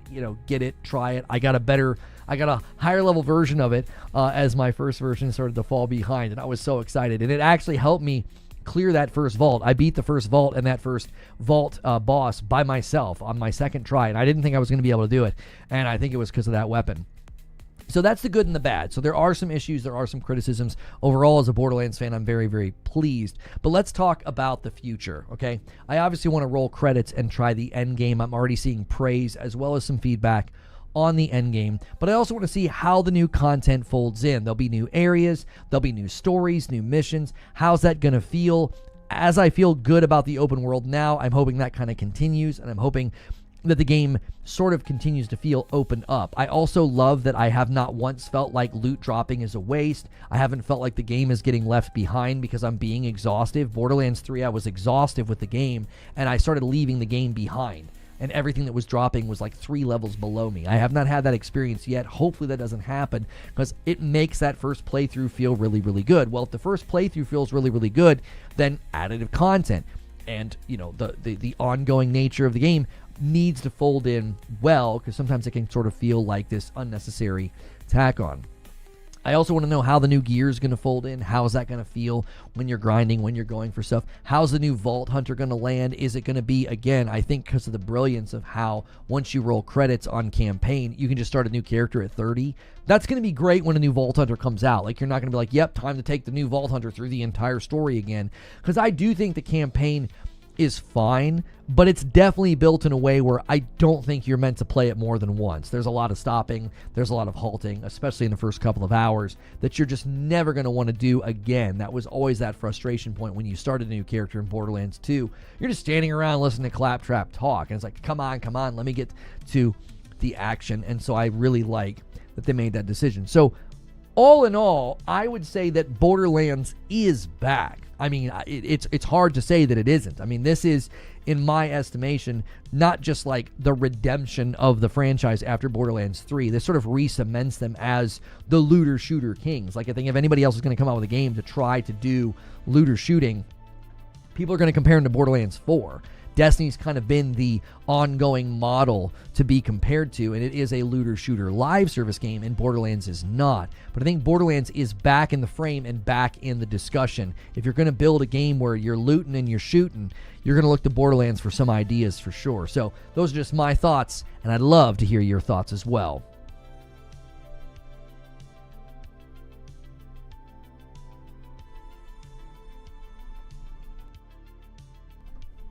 So that's sort of my review in progress. That is sort of my review in progress about Borderlands 4. What about the open world? Yeah, I think the open world's great. Borderlands 4 doesn't have support for the PS5 Pro. Gearbox needs to add that in an update. I don't disagree. I would rather have them do it later than do it at launch and have it make things worse. There have been a handful of games that have done PS5 Pro enhancements, and they have made things worse. And I would rather have there be no enhancements than have enhancements ruining stuff or breaking stuff. It's like, well, especially when you can't turn it off. That was some of the issues with how some of these games and some of these companies approached it, is you ended up with, you know, you couldn't turn it off. So you were just kind of like locked in, you know. And I think that leaving it out of the game and doing it later, I think is helpful. Backpack SDU is a must. Yeah, I didn't intend to spend a bunch of time on that, but like, I max a backpack SDU before messing with ammo at all. Yeah, the backpack is a major pain point. It's more of a pain point than ammo. There's ammo everywhere. I agree with you, Take, about the clunky weapon swap system, very unintuitive. Oh, I should have mentioned that in that video. Yes, Legend. I was playing last night with Madam, and we were encountering enemies with shields. And so I put on an SMG that had, electricity. It felt stupid to do. It was like, I can just shoot them with the Jacobs rifle and take the shield down almost as fast, and then just keep shooting and kill them. The time it takes to switch to the SMG for the electric, and then switch off to something for damage now that their shield is down, it doesn't feel good at all. It's like, this should be quick and snappy, and it's not. It should be, it should be really fast, and it just isn't, which is unfortunate. Did you know you can send items to the bank from the backpack directly? Save some time. Yeah, but then you got to go back and empty the bank. You're not necessarily doing anything other than moving the... You're just moving the chore. It would be like saying, yeah, you got to do all that laundry. Well, you can put it in this tube and it'll shoot it all over your bed. Well, okay, I still got to go upstairs and fold all the laundry. I just don't have to carry it up the stairs. Like, I'm still having to mess with it. Does that make sense? Like, it's... I appreciate the tip, obviously. But I don't think that's the problem. You can expand slots very quickly. We've been expanding slots fairly quickly, and I still feel like that's what we're doing most of the time. Most of the time, my wife and I get done with a challenge or a quest or something. What are we doing? We're stopping to throw loot on the ground. Instead of like, ooh, a purple. Ooh, look at that. It's, oh, hang on a minute. I got to throw stuff on the ground. I'm serious. Like, to me, just give us way more capacity. Give us way more capacity so that when we start playing and we start going and doing stuff, we're constantly going back and selling everything. We go and do a handful of things. I mean, just a handful. And then I go to be like, oh, we completed some missions. Let me accept the rewards. And it's like, oh, you're full. And I'm like, what? It's like, we haven't even been playing that long. Like, I just don't think it should be a pain point. It's a looter shooter after all. Like, why are you limiting my inventory like it's a Bethesda RPG where I'm over encumbered or something? It doesn't, I don't know. I get the idea of creating a backpack that is then part of your growth in the game, because as you get currency, as you do more, you're then able to make your backpack bigger. But I don't think that's... I don't know. I don't think it's a great feeling in a looter shooter where the excitement over loot on the ground is quickly met with, frick, I gotta throw stuff on the ground. We should be able to salvage guns on the spot. That would make an enormous difference. If I could do it right then and there and just get the money for that or whatever, like just like bink, bink, bink, bink, just dismantle and get something for it, that would be at least better. Because then, if not, it feels so stupid. It's like you're just leaving piles of loot around on the ground. You know, whites and greens are just littered all over the map. Yeah, dismantling would probably be better than just giving me more space. It would still work within the confines of like having a backpack that you then upgrade in size, but still giving me the ability to be like, okay, I'm not just throwing loot on the ground to make space for the new loot. I'm getting something for it. Your Echo could work as a mobile vending machine or something like that. I don't know. You could sell the loot in Borderlands 3 anywhere? I remember always going back to vending machines in Borderlands 3. I don't remember being able to just do it out in the wild. I mean, it's obvious. I mean, maybe I was... it's possible I was uninformed about what you could do in that game. I didn't play it for very long, because that would have required enjoying it. A lot of people are mentioning me on Twitter about the Wolverine thing. I appreciate it. Thank you guys for doing that. Let us sell guns remotely at 50%. I would do that in a heartbeat. Like, I don't need to go back to get to like maximize my money. Just let me do it like right then and there. Just like bing, bing, bing, bing, bing, bing. Mark a bunch of guns, sell them, make space for the next batch. So you can just kind of keep going. Keep the momentum going. Wolverine. Yeah, news sources are now claiming that Wolverine's timing should be next year. There was an update in 3 where there was a setting to auto-sell specific rarity on pickup. Well, hopefully they bring that to Borderlands 4. That would be immensely helpful, because right now, we basically don't need whites at all. I want to pick them up, though, for the achievement. Right? You get, like, credit, you know, for picking up certain rarity. And I would love for that to be the case. Like, yeah, just let me get credit for it. At least I'm picking it up and getting credit. And then, you know, I don't care how many dollary dues you give me for the whites that I'm picking up. Just get them out of my dadgum inventory. You know, they updated the game to where you can customize what you pick. For example, whites and green would auto sell.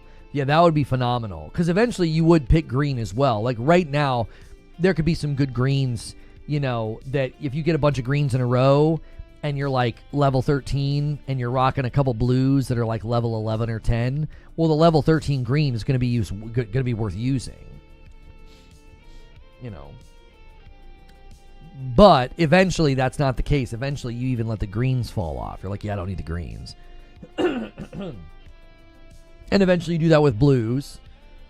And eventually you might even do that with purples, because you're just farming for legendaries. So I think that would be, a welcome. That would be a welcome update. That would significantly help with what we're trying to do in the game a lot of the times. Which, again, my contention is that I'm just trying to go to the next thing. I'm not trying to sit here and maximize my money. Does that make sense? I'm just trying to go to the next activity. I just want to keep going, and it feels absolutely flat tire to constantly have to throw loot on the ground or to have to go back and sell it all. That doesn't feel conducive to the game flow. Jerryth with 27 months, thank you so much. Let me add you to the total. Borderlands 4 has taken over for my game of the year. It's unbelievably vast and dynamic. I love the random events and bosses. Reminiscence of Wayfinders. The future is bright. Thank you so much. We are 3 away from the next milestone. I do owe YouTube 1, which I'm going to do that now that I'm thinking of it. You're making Borderlands 4 sound really good. I have thoroughly enjoyed it. Yes, there are issues, but if the biggest issue I'm dealing with is minor performance issues and a backpack that's too small, I think I think it's done well. I think they've done very well for themselves.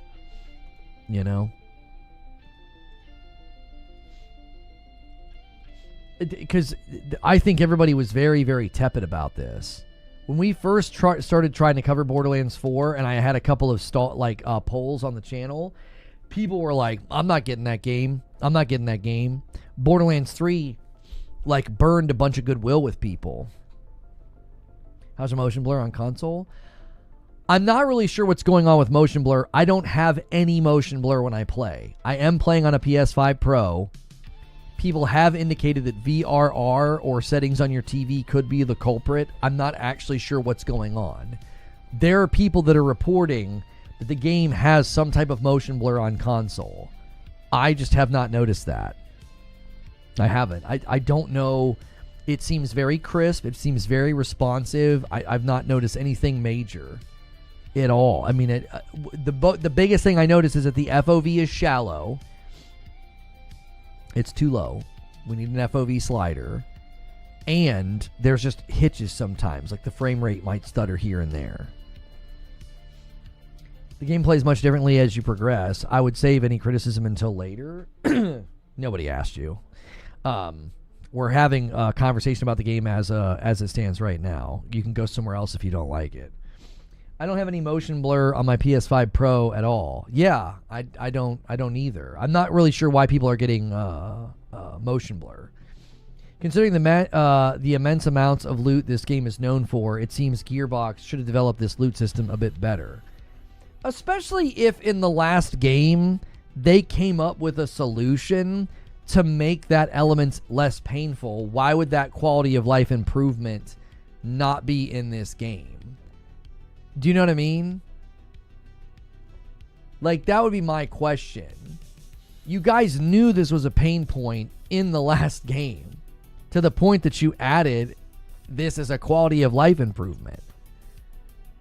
Why would that not be in the new game? Why would you walk into the new game and be like, yeah, that great thing that we did in Borderlands 3 that made picking up loot so much more enjoyable, yeah, that's not in this game. It's wait, what? Smooth Jazz with 28 months and a member plus. All of my icons in my backpack are bugged. Not showing the picture for the weapons etc. Reloading the game does not fix it on PS5.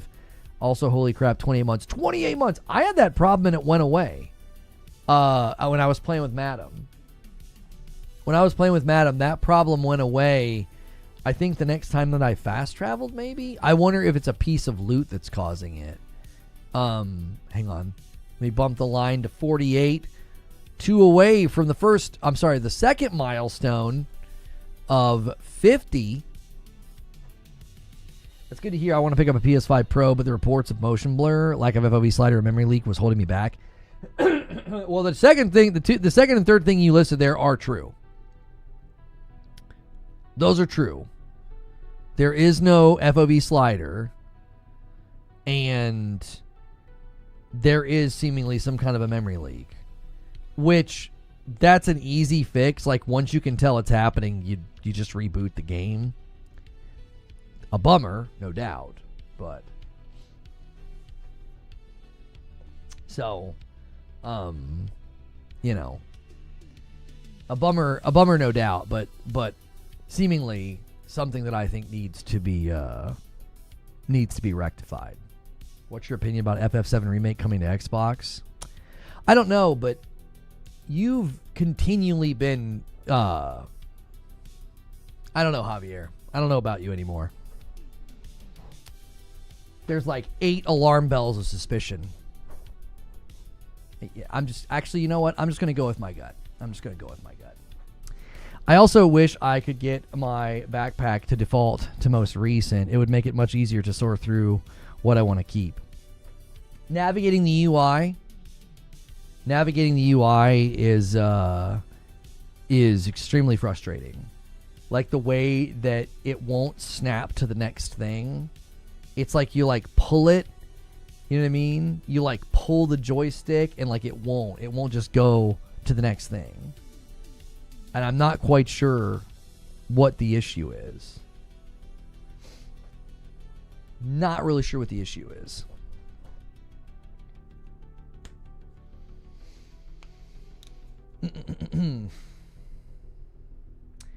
I have a reoccurring problem where when trying to mark certain loot or junk, it marks random loot or loot above what I was marking.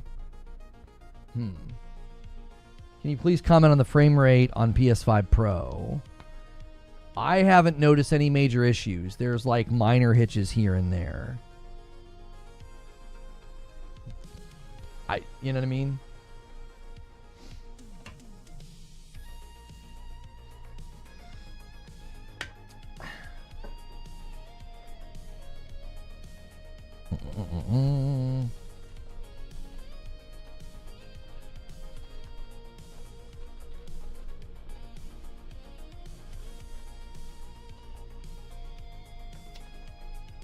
You use R3 to junk and marks the top one instead. Feels like a dead zone issue to me. It's not a dead zone issue because it happens on all of my controllers. It happens on PC. It happens on PS5 Pro. Even my wife was complaining about it. She was just trying to rejoin me, and she was like, come on. She was just trying to get the crosshair to come down a little bit, and it's just like, it's almost like it fights you. It's really weird.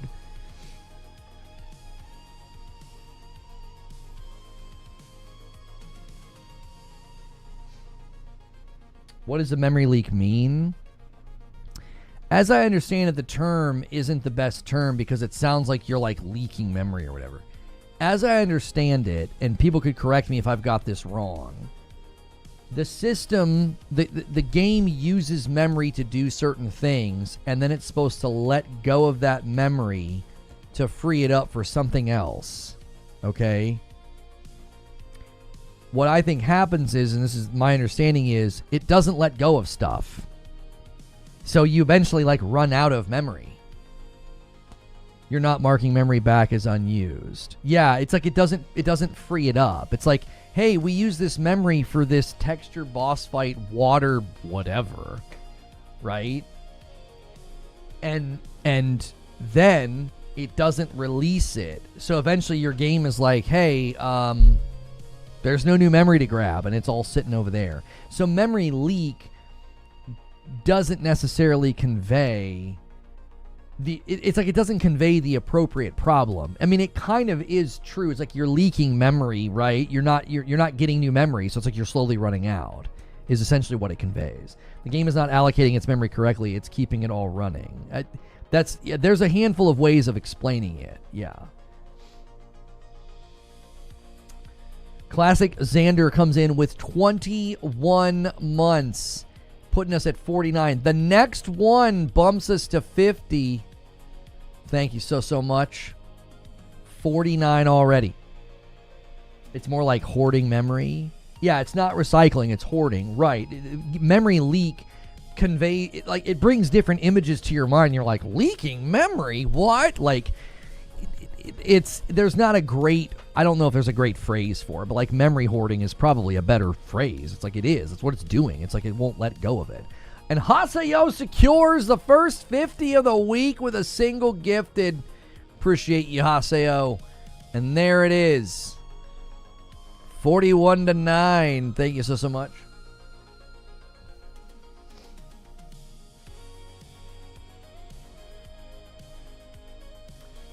If I farm a boss for an hour, the more loot I leave on the ground. After an hour, the game on the PS5 starts chugging. Oh, so that's really going to affect farming. Yeah.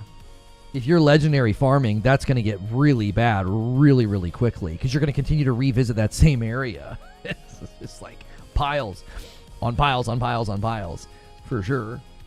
Yeah. The game eats memory. I mean, it happened on my PC, so it's an issue. It's definitely an issue. It's an issue that is not unique to PC or console. They're both dealing with it. The best thing to do is just restart the game, unfortunately. As soon as you sense that it's happening, restart the game because you don't want to have a crash at an inopportune moment where you're like about to beat a boss or you beat the boss and all the loot drops on the ground or something. Like as soon as you sense that it's happening, you should probably restart the game. You're asking the game to maintain persistent items and keep adding to the items you're asking for it to remember. And Narwaffle with the VIP Plus, thank you so much. Welcome back in. It gets us to 51. Thank you so much. I feel that Borderlands 3 has more color saturation than Borderlands 4. What? I feel like the color in Borderlands 4 is almost blinding at times. It's so bright. Like, what's that one section? Yeah, like these sections here. I don't know why this is being so slow. There we go. Yeah, like these sections here, like on my TV, I'm like, man, oh man. Now, I might have my TV set to a certain color palette that's making these greens pop. Because last night, these sections especially, they looked kind of bright to me. I do think, though, like when you're in, the more metallic areas like this, I think areas like this, the sunlight does a very good job. When you're near Clappy's little spot and there's like water, I feel like it looks really, really good there. But I also think there's elements of Borderlands that should look sort of drab and dated and kind of dusty. But like right here, especially, you can see like I feel like the colors pop in the right way. Maybe it was more colorful in BL3, but I actually think this feels more true to Borderlands. Like it's definitely lush and green in certain areas, which is definitely not something that I would associate with Borderlands. But even areas like this, it just feels very bright and appropriately colorful. Like this doesn't feel like a lacking in color video game.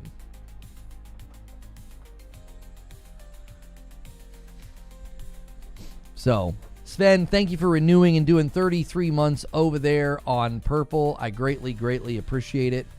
Thank you so much.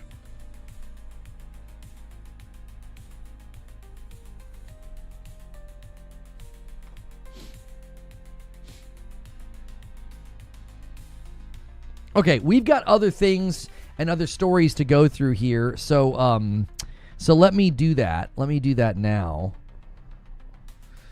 Let's see here.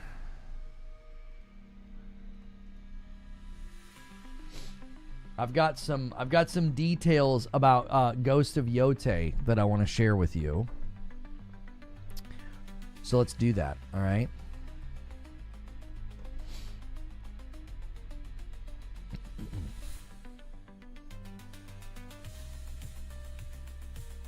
Brand new details about Ghost of Yotei have me even more excited for this game, and yes, I do love Ghost of Tsushima. I've got a really long video I'm currently working on now with Tsushima, and I was just reminded how excellent the story was. And there was a rapid-fire interview, and I pulled out some nuggets from that interview, but also I think there was something that people missed from this interview that does speak to the future of the Ghost franchise. So if you like these videos, be sure to hit like and subscribe. So the first thing you should know is it's going to be about the same size as Ghost of Tsushima with respect to map size. I think this is a wonderful piece of information. I don't think bigger is always better. I think there was something particularly good about the nature of how they were doing things. Let me, why does it just say randomly Madam up there? I didn't see that. I didn't see that. Let me start over. Oh my gosh. That's going to be there for the last video. Whoops. Oh no. What was the video? It's Borderlands. Yeah, the Borderlands video is going to have a freaking Madam up in the corner. I couldn't see it because my my multi-stream plugin was hanging out up there, so it was in the way. Creature just needs to add a random image. Yeah. I'm just going to randomly say Madam up there. Anyway.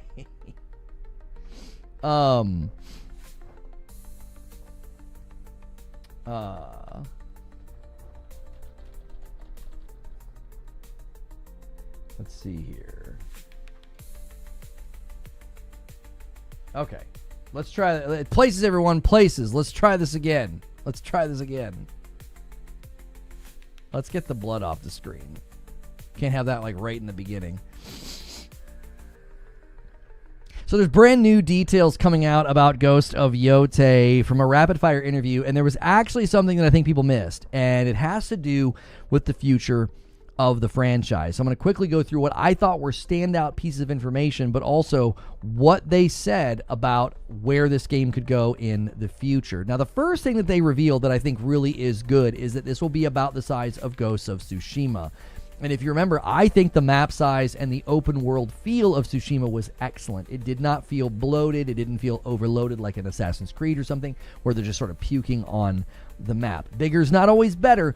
So the fact that Ghost of Tsushima has a map size similar to Yotei, I think is good news, because we've seen lots of really long distance sight lines and big huge landscapes that they could have just decided to make this game enormous. We also know the way that you interact with quest givers and things of that nature you're going to be doing at your sort of fire pit, your campsite, so you're not going to be having to constantly like boomerang to like some town. So it sounds like your open world exploration is going to be more effective in Yotei, given that nature. It's not larger than Tsushima, about the same size. Maybe it's slightly larger, I don't know, but that is going to, I think, help. Now, they also say you're going to need to train each weapon as you go. So if you're wanting to use the Odachi or the Kusurigama or a spear, you get those as you go and have to train with them. There's also potentially other playable characters. He sort of refused to answer that question and sort of made eyes at the camera. I've always joked about playing as the wolf.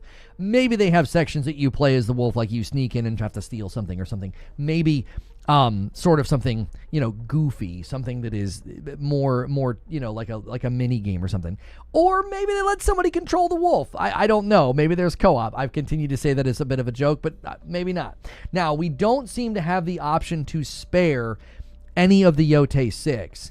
I have my concerns about the story in this game, mainly after going through my breakdown of Tsushima for the video that I'm preparing. It's going to be a very, very long video when it's all done and completed. We're hoping to have it done before Yotei comes out, but it's taking me a really long time. But as I'm making that script for that video, I'm like, oh my gosh, there's so much depth to this story. Now, he does say in the interview that, like, it sort of starts out that way, so I'm hopeful that it's not just some revenge story where, like, you don't have the option to spare anybody, you're just going and killing everybody. Like, if that's all we're really doing, I'm hoping there's more to the story than that. Overall, There's also fewer fox dens and fewer bamboo. So I think that's a good thing as well. They said they wanted more variety. It results in less things overall. Given what they said about the size of the map, I would say that's a good thing, that you're not just going to get inundated with tons of bamboo and tons of wolf dens. Like, having those being a little bit more sparing, I think, will be good.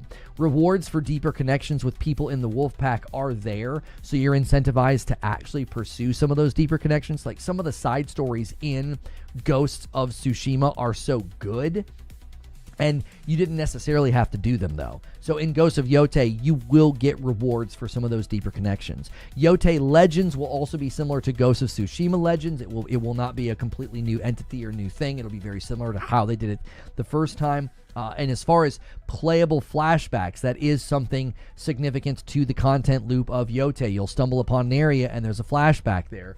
That is something that there will be a pretty big number of. They said a big number of playable flashbacks. And revenge is, quote, certainly where the story starts. I am hoping that that is the beginning of my fears being quelled. I don't want this story to be cliche and throwaway. There's so much nuance and so much depth to Ghost of Tsushima. As I'm combing through a supercut of all the cutscenes and everything that has happened, there are just some impressive and insignificant story elements within Tsushima. And if Yotei starts as a revenge story but takes a different shape as things go on, I am very much hopeful for that. I think that they are very good at writing over there at Sucker Punch, and I'm hoping they brought that to this game and didn't just kind of phone in go kill the Yotei 6. They're also not the only duels and the only bosses. There's a lot more than those 6. Also, with respect to Jin and Ghost of Tsushima's presence in this game, Atsu has not heard of Jin, but he is likely a legend in the world. Since it's 300 years later, they also said that either ending of Ghost of Tsushima is valid. Whichever ending you chose is completely valid, since this is so far removed from that. No one will reference events from Ghost of Tsushima in Ghost of Yotei. They're very much going to be separate stories. That doesn't mean that Jin won't be referenced as a legend, but there's not going to be reference to like any of the events of Tsushima, the Mongol invasion and what have you. There is a potential skill tree for the wolf. He wouldn't answer. He said the wolf is always there, just out of sight, so seemingly the wolf is sort of always there, available for you to use and summon or whatever. There will be no pre-release demo, but here's the thing that I think a lot of people missed. In the interview, I think they confirmed that there will be a third game. Very likely to be a third game, which the way that they treated this after Tsushima, I think they set themselves up to do a Ghost franchise. I think that's pretty obvious. He said when the game comes out, he wants to play the game at home like a gamer. He said that is where you get the best insight for, quote, the next game. Now, the next game could be anything. Maybe they just want insight for the next game, and it won't be a Ghost game. I took it as, no, he's basically saying there's a next game, and I want to play Ghost of Yotei at home because I'll get the best insight for the next game. Whether it's content loops or weapons or what have you, whatever it is that you're doing. And the fact that she's going to be a warrior, she's going to be a warrior with different weapons that she can use, they have set themselves up to no longer need the stance system. And I know people really ran quick with rage on this, and there was a lot of rage bait videos that like, oh, they got rid of the stance system. That's so disappointing. Game's going to suck. Replacing the stance system with a multi-weapon system is essentially the same thing. You're switching from the Odachi to your katana or dual blades or spear in the same way that you would be switching your stances dependent upon who you are fighting. They also deepen the combat system because you can get hit by a heavy attack and drop your weapon, then you got to scramble to go grab it. That's a whole other element of fighting that will add to your combat awareness and your combat readiness. I actually think this frees them up in future iterations or future deliveries of Ghost games to say, hey, guess what? We can take basically any time period, any warrior, anywhere, and just give them a set of awesome weapons and have a great Ghost game. It doesn't always need to be a samurai game. Kind of like how in the first game, Jin Sakai elevates himself above status of samurai. I think the Ghost franchise has elevated itself above just being a samurai game. You can basically be any type of warrior in these contexts with those influences of samurai cinema and samurai games, but not purely tied to every character always needing to be a samurai. And I think that's a great place for Yotei to start and for the franchise to continue. So if you like this video, if it was helpful to you, I'd love to hear your thoughts below. I always like to see what you guys think about this one, because this is one of my most anticipated games of 2025.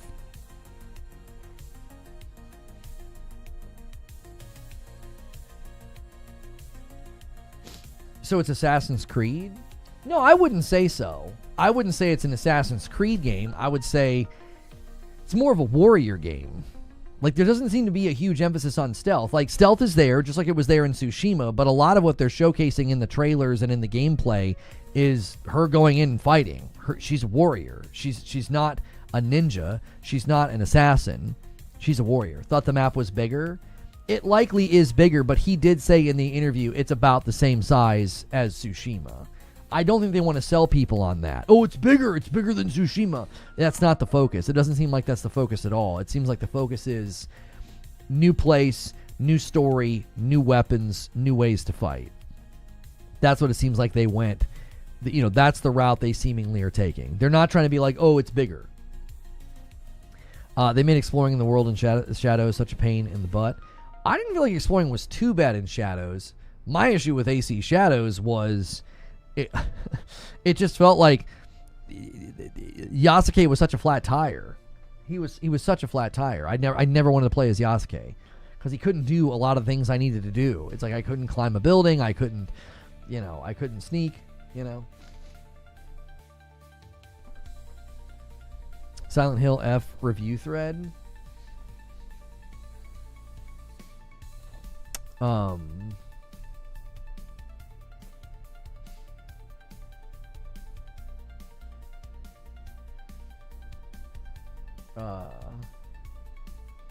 You couldn't go directly towards an objective. Woods made you go around. I hated it.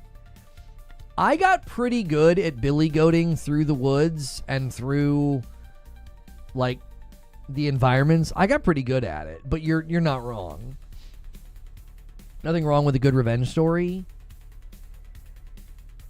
If I can finish the script and record my Tsushima video this week, I'm hoping we can drop it sometimes next week. So it has like an entire week lead up to Yotei. That's kind of my hope right now, is that I can finish the script this week, record it all, send it to Creature, and then he has almost an entire week to make the video because it's going to take a while. I think you'll see why I'm concerned they're just going with a generic revenge story. Because there is, an insane amount of depth and nuance and character development in Tsushima. And a revenge story is just like, it's like we've all kind of played that game and watched that movie before. Oh, you killed my family or the people around me or my dog. I'm going to come kill all of you. It's like, okay. The fact that he said it starts out as a revenge story, that gave me some hope. That gave me hope. I'm like, okay, if it starts out as a revenge story, then maybe there's something here. Thank you so much, Spice King, for the Member Plus, for the renewal, getting us to 53 on the week. And you guys did it last week. You're on pace. You're pretty on pace to do it again. Unlocking that Friday night, Madam and I playing Borderlands together. John Wick. Right, that's why I said dog. Like, I was invoking John Wick. Like, there's nothing wrong with a good revenge story. Nobody watches John Wick for the story. You watch it for the action. And they already confirmed in the blog that the story is about healing and redemption. Well, those are themes that I am very tuned into, so I will definitely do an entire breakdown of this game as well. If the Tsushima video hits the way that I want it to hit, like if I feel satisfied in making it, I'm gonna continue to do videos like that. I like the story and the action in John Wick. Right, but the action is the primary thing that draws you in. And what was brilliant about Tsushima is it was an action game that drew you in with the action, but then it had this amazing story as well. You know what I mean? You say that, but I heard you spewing so much anti-New Zealand hate. So, like, what drew people into John Wick was not some deep, amazing, complex story. It's not like watching Tenet or Inception or Interstellar. You're drawn to John Wick for the action. You want to see cool sword fights, cool gunfights, cool close quarters combat. And once you get there, you're not like, oh my gosh, this story is incredible. You're like, this story is pretty creative and pretty cool, but it's also very, very straightforward. It's a very, very clear-cut cliche story. XCal comes in with 39 months. Thank you so much. I appreciate that very, very much. 43 to 11. Purple, it's your time to shine. Hopefully they add in choices on what to do with the killers. The redemption part, letting it to the player's decision. He seemed to indicate in the interview you cannot spare any of the Yotei 6. If you can spare them, he didn't seem to indicate that you can spare them. So, the bounty system is something I'm really looking forward to. Yeah, I like that. That, I think, looks very cool. New Zealand's coming for you. I bet. Tsushima had the internal conflict through Jin, which was amazing. There were scenes that I completely forgot about. That I'm very excited to see what you guys think of my breakdown of that game. I'm very interested in what you guys think. I'm working really, really hard to get it ready. Like, we're trying to do a lot right now. We're trying to put more gameplay on the channel. We're trying to put, we're trying to do as much coverage of Borderlands as we can without hijacking multi-game news coverage, which is why I've got one more story for you about Intergalactic. And then we are going to shift gears to more Borderlands 4 gameplay. List is Umbrellas, Birds, The Dutch, Zubair, Shut Up Omar, New Zealand. Yeah, New Zealand climbed onto the top 10, Hilly. This is true. Her methods may have consequences. Yeah, maybe.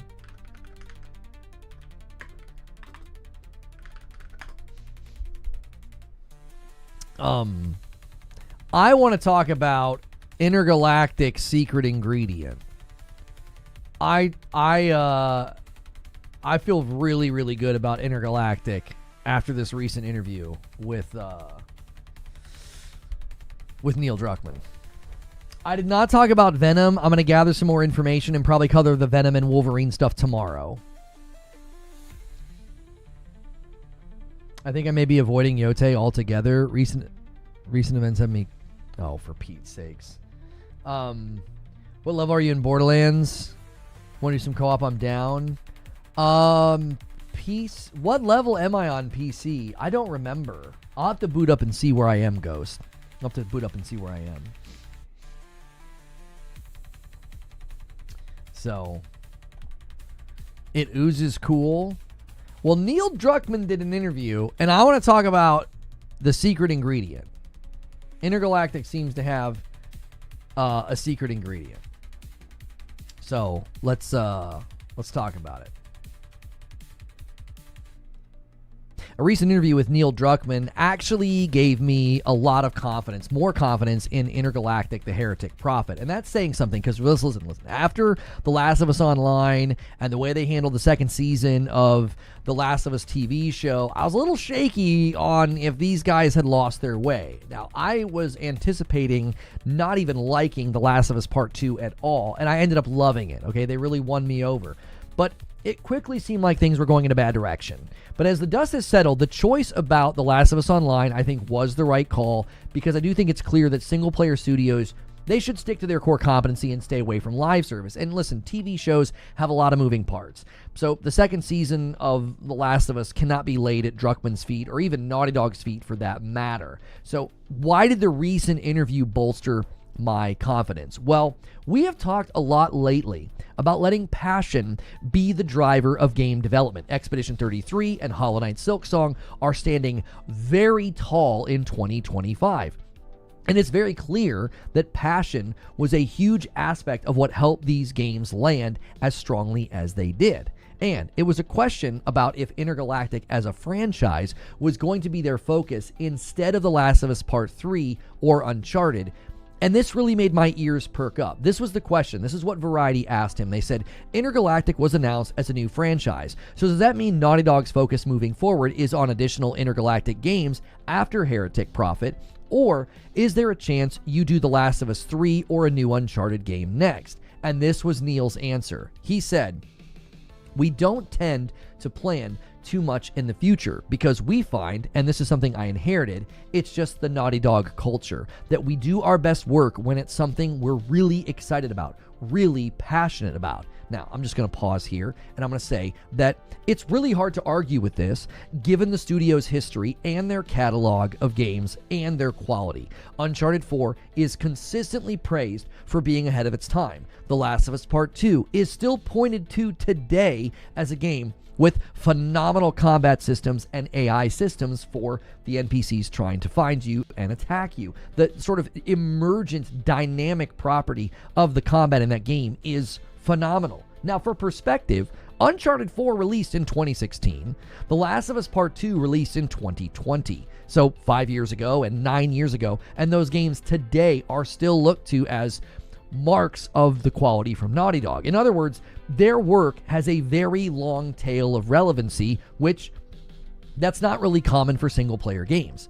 Now, Neil Druckman's answer continued. He said, quote, just to give you an example, when we finished The Last of Us Part 2, and that was highly successful for us, we were debating whether we should just go straight into The Last of Us 3, and we had a really long period where we looked at ideas for maybe what could be in that game. We have Uncharted as an IP, we have Jak and Daxter as an IP, but the team was really excited to do this sci-fi thing, and we've been talking about it for a while, and that's where our passion is. So, that's where we're moving forward. Now, listen, let's be honest about something.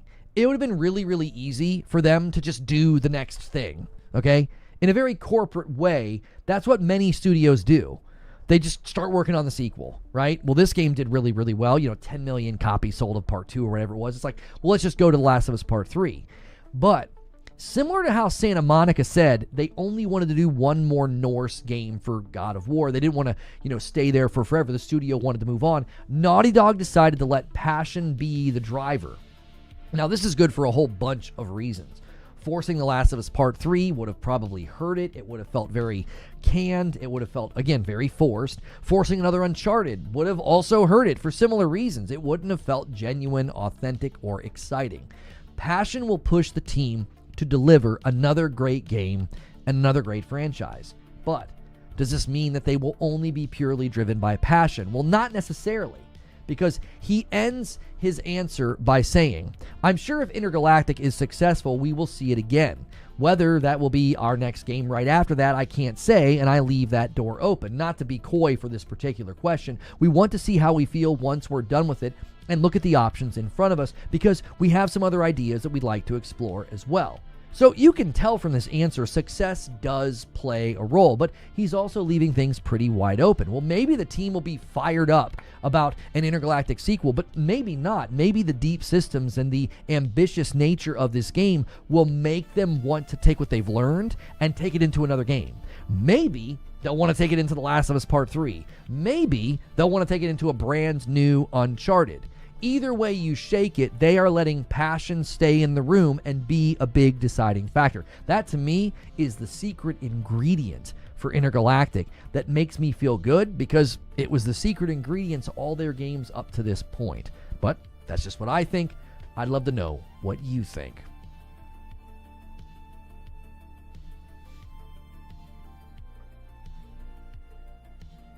What do you guys think? I don't know. I think the way they approach games, the way they approach game design, I'm like, yeah, I think we're good. I think the fact that they made this because they wanted to, and thank you, Melissa, for gifting a member. Let me get this back up here. Let me get the goal back up here. We are exactly a 20 bomb away from 75. That's a perfect bait to see if somebody will drop. If somebody will drop a 20 bomb. We haven't had a 20 bomb yet. Could be the first of this week, right?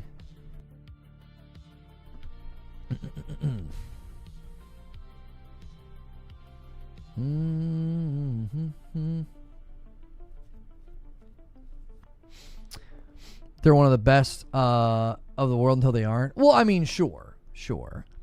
I think a lot of the concerns and the criticism and the worry and the hand-wringing and the it's woke, all those claims about Intergalactic, I do believe that a lot of those instincts and a lot of those claims have just been so off the mark this year. I think they're equally off the mark on Yotei. I think they're equally off the mark on Intergalactic. So I think this game will hit in the same vein as Ghost of Tsushima. Super high quality, near end-of-gen game. PS6 will get a big Yotei-like sequel. Oh, for sure. Yeah, I see that, Sven. I see that. Dude, my gut's almost never wrong. Thank you, Wire Rope. Peepo Finger YouTube. Oh, he's flicking YouTube off. That's rude. That is so rude, Mr. Wire Rope. That is extremely rude, sir. Thank you so much for 31 months and a member plus. And Wire Rope's going to do the Peepo Finger over here as well and take us to 57. And he bumps Twitch's total to 12. Thank you so much, sir. I appreciate it.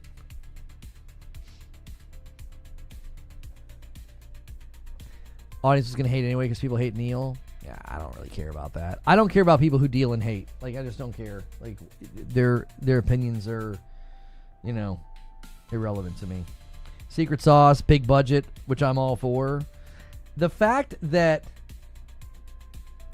they were like, we could do another Uncharted or we could do The Last of Us Part 3, and instead of just like automatically going into that, they were like, no. Like, no. We're really passionate about this sci-fi idea. Let's do that. I think that's the secret ingredient. I think the game's going to be, fantastic. Let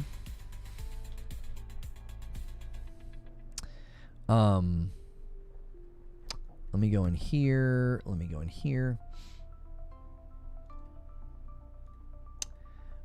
We can call that one inner.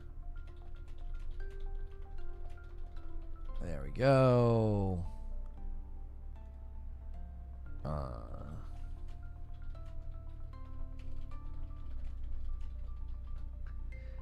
Details.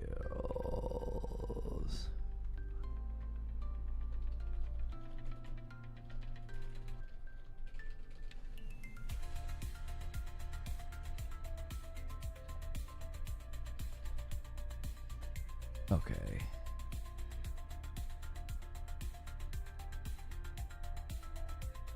There we go.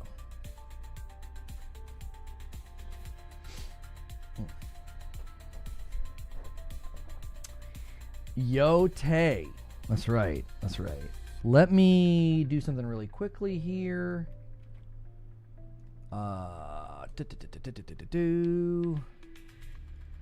Live. I think I saved everything. So we should be able to just quickly set this. Yep, I did.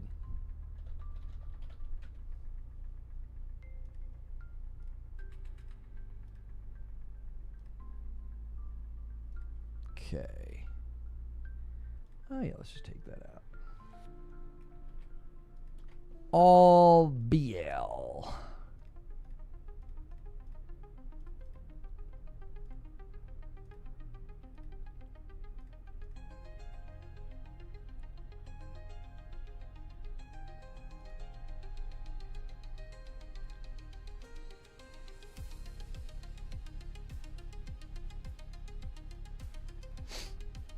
Passion's the most important thing when it comes to creative process. If you don't have it, chances are whatever you're making won't be that good. Yeah, I mean, I do not disagree with you. I don't think there's it's not a coincidence that like some of the best games this year, some of the highest rated games this year, some of those popular games this year are clearly, and I mean clearly, projects that were just 100% driven by passion. Whether we're talking about the Expedition 33 lead up, whether we're talking about Silk Song taking 7 years because they were just having fun, you know what I mean? So, all right, we're going to shift gears here in just a few minutes, but I need a quick break, so I'll be right back. Don't go anywhere. Guys on YouTube especially, make sure you're hitting that like button. Try to get us to 300 likes, and I'll be right back.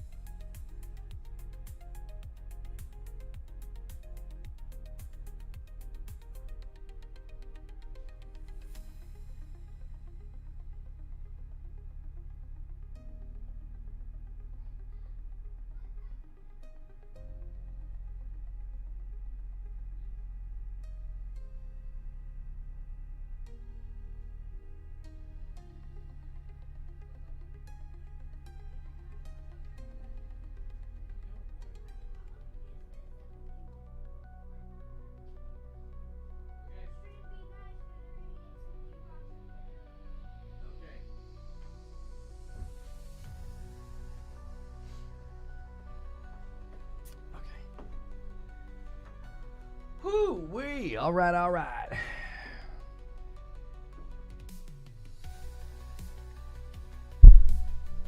Yeah, there's rumblings that like GTA 6 has been delayed, which is unusual because everybody told me once they pick a date, it's good, right? They told me it's good. So tomorrow should be a pretty straightforward day. Should be a pretty straightforward day. Are there still drops in Borderlands if we're going to be playing today?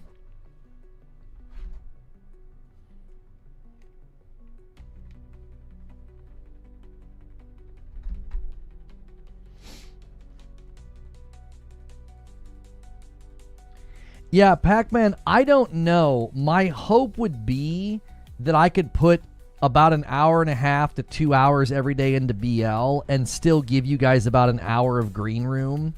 We're in a tough spot, though, this week especially. I really need to give myself time in the afternoons to not just prep for the next day or maybe record an upload. I got to tackle this Tsushima. This Tsushima script is getting ridiculous. Just to give you some perspective on the work that I'm putting in. You guys remember some of my show opens, right? It was like 18 pages. I'm at 31 pages. It's ridiculous. It's just, and I'm not even spacing it, right? Like, this is it. This is it. So, yeah, we're just in a weird spot where, like, we know that that's something that not just that I want to do, that I'm passionate about. We also know that's probably the path forward for the channel, to have a pretty decent cadence of really, really high effort, longer videos that, you know, I've spent a good amount of time on. That just creates tension. There's just a lot of tension right now where it's like, we have the talk show, we want more gameplay, we want to do Green Room. So I think that's a difficult situation to be in. I feel like I've felt this way for a couple of years, like I'm getting kind of pulled in like 8 different directions. So I hope you guys are just kind of patient as I find my way in that balance. If maybe you get some, you know, fewer Green Rooms, just understand that I'm giving you everything I got. You know, I really am. Like morning coffee, a show, gameplay, you know, these high effort, big long videos. I'm doing everything I can to give you guys just buckets of value, so you always feel like, man, this channel just delivers. You know, my hope is that you feel like $6 a month is a steal. That's kind of my goal. I want you to feel like, man, I give this guy $6 a month and I get way more than that. I want you to always feel like you're getting a bargain for the member plus, the $6. You know, and I currently think that is true, but I'm always wanting to make sure that we're hitting the, you know, the maximum threshold. So a fewer Green Rooms for a Metal Gear Solid Delta playthrough. No, I wouldn't be doing that. I didn't like that game.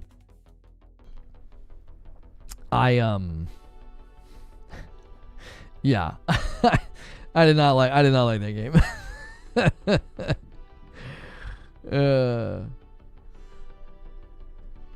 So,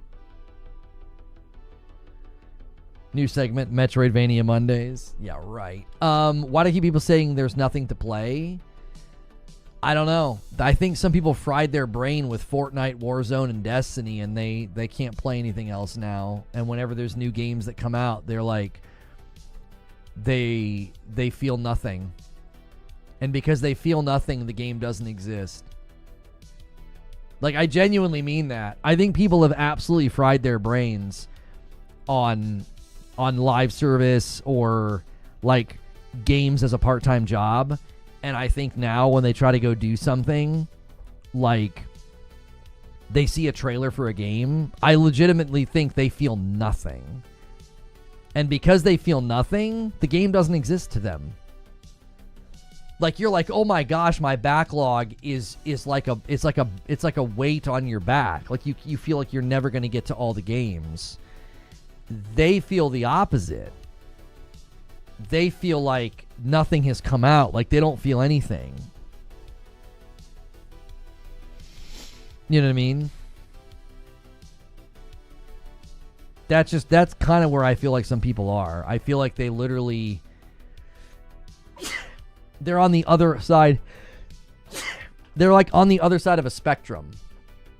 There's a spectrum of gamer where, like, you and I are feeling that sense of, like, I'm never going to get through my backlog, and they feel like gaming sucks now. Like, we're on opposite ends of the spectrum. Some of us feel like we're drowning in games and are never going to get to all of them. They feel like they're in a desert. I think it's why some people just don't, they just can't see eye to eye with other gamers. They just think that, like, maybe you're, like, being a shill or whatever. But yeah. That's kind of my, I can't really diagnose it any other way other than to think that I feel like they've just fried their brain. It's like when you watch too many shows and you try to watch something new and, like, it just doesn't do anything for you. You know, spend 8 hours watching TV shows and then try to watch a movie. You know, it's like your brain is so media addled at that point that it's hard for anything to really hit. I think that's probably playing a role for some people.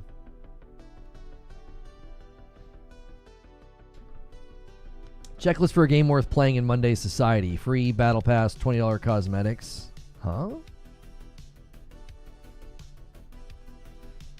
right, let me send an announcement here in the Discord. All right, you guys on YouTube, we've always had calls. We've always had calls for more gameplay, so we're going to give you more gameplay. Are there still drops going on in Borderlands? Like if you go to the category, like on purple, you guys might have already answered this, and if I didn't see it, I'm sorry. Let's see. It looks like there's still drops going on.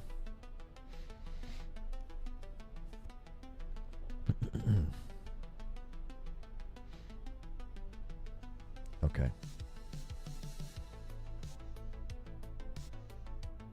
Okay, thank you, Raven. Okay, so let's do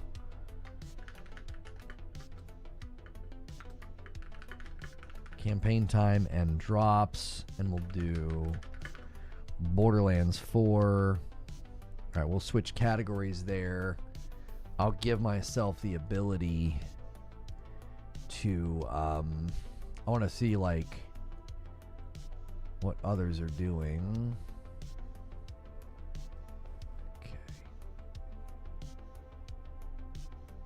Okay.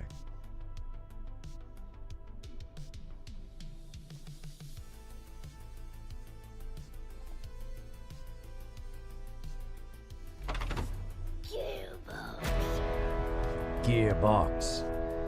Okay. Last few months, Donkey Kong, Death Stranding, Silksong, Borderlands 4, Hell is Us, Lost Little Side, Gears Remake, Metal Gear Remake, Mafia, The Old Country, Wu Chang, Tony Hawk, I'm drowning. That's what I'm saying, dude. I'm genuinely in the dark as to what people are doing. You know?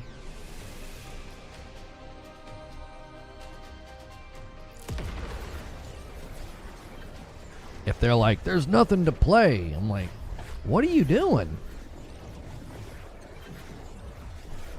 All right, you guys on YouTube,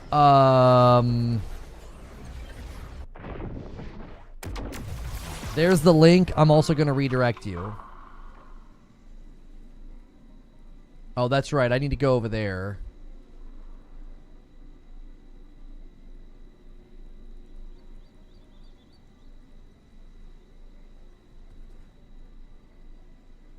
There we go.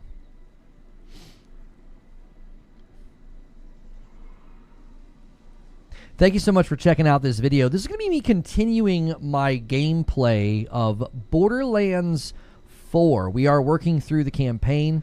I am also doing the same thing with my wife on the PS5 Pro. I don't know which gameplay session is going to get ahead. Currently, my PC Borderlands 4 gameplay is further along than my console. I am playing on a pretty strong rig. A 5070 Ti does make a bit of a difference. I do maintain pretty good frame rate. The recent update even helped a little bit. I'm going to end the previous stream where we were doing a talk show about all the various things going on in gaming. I'm going to bring folks over with Redirect. If you like gameplay,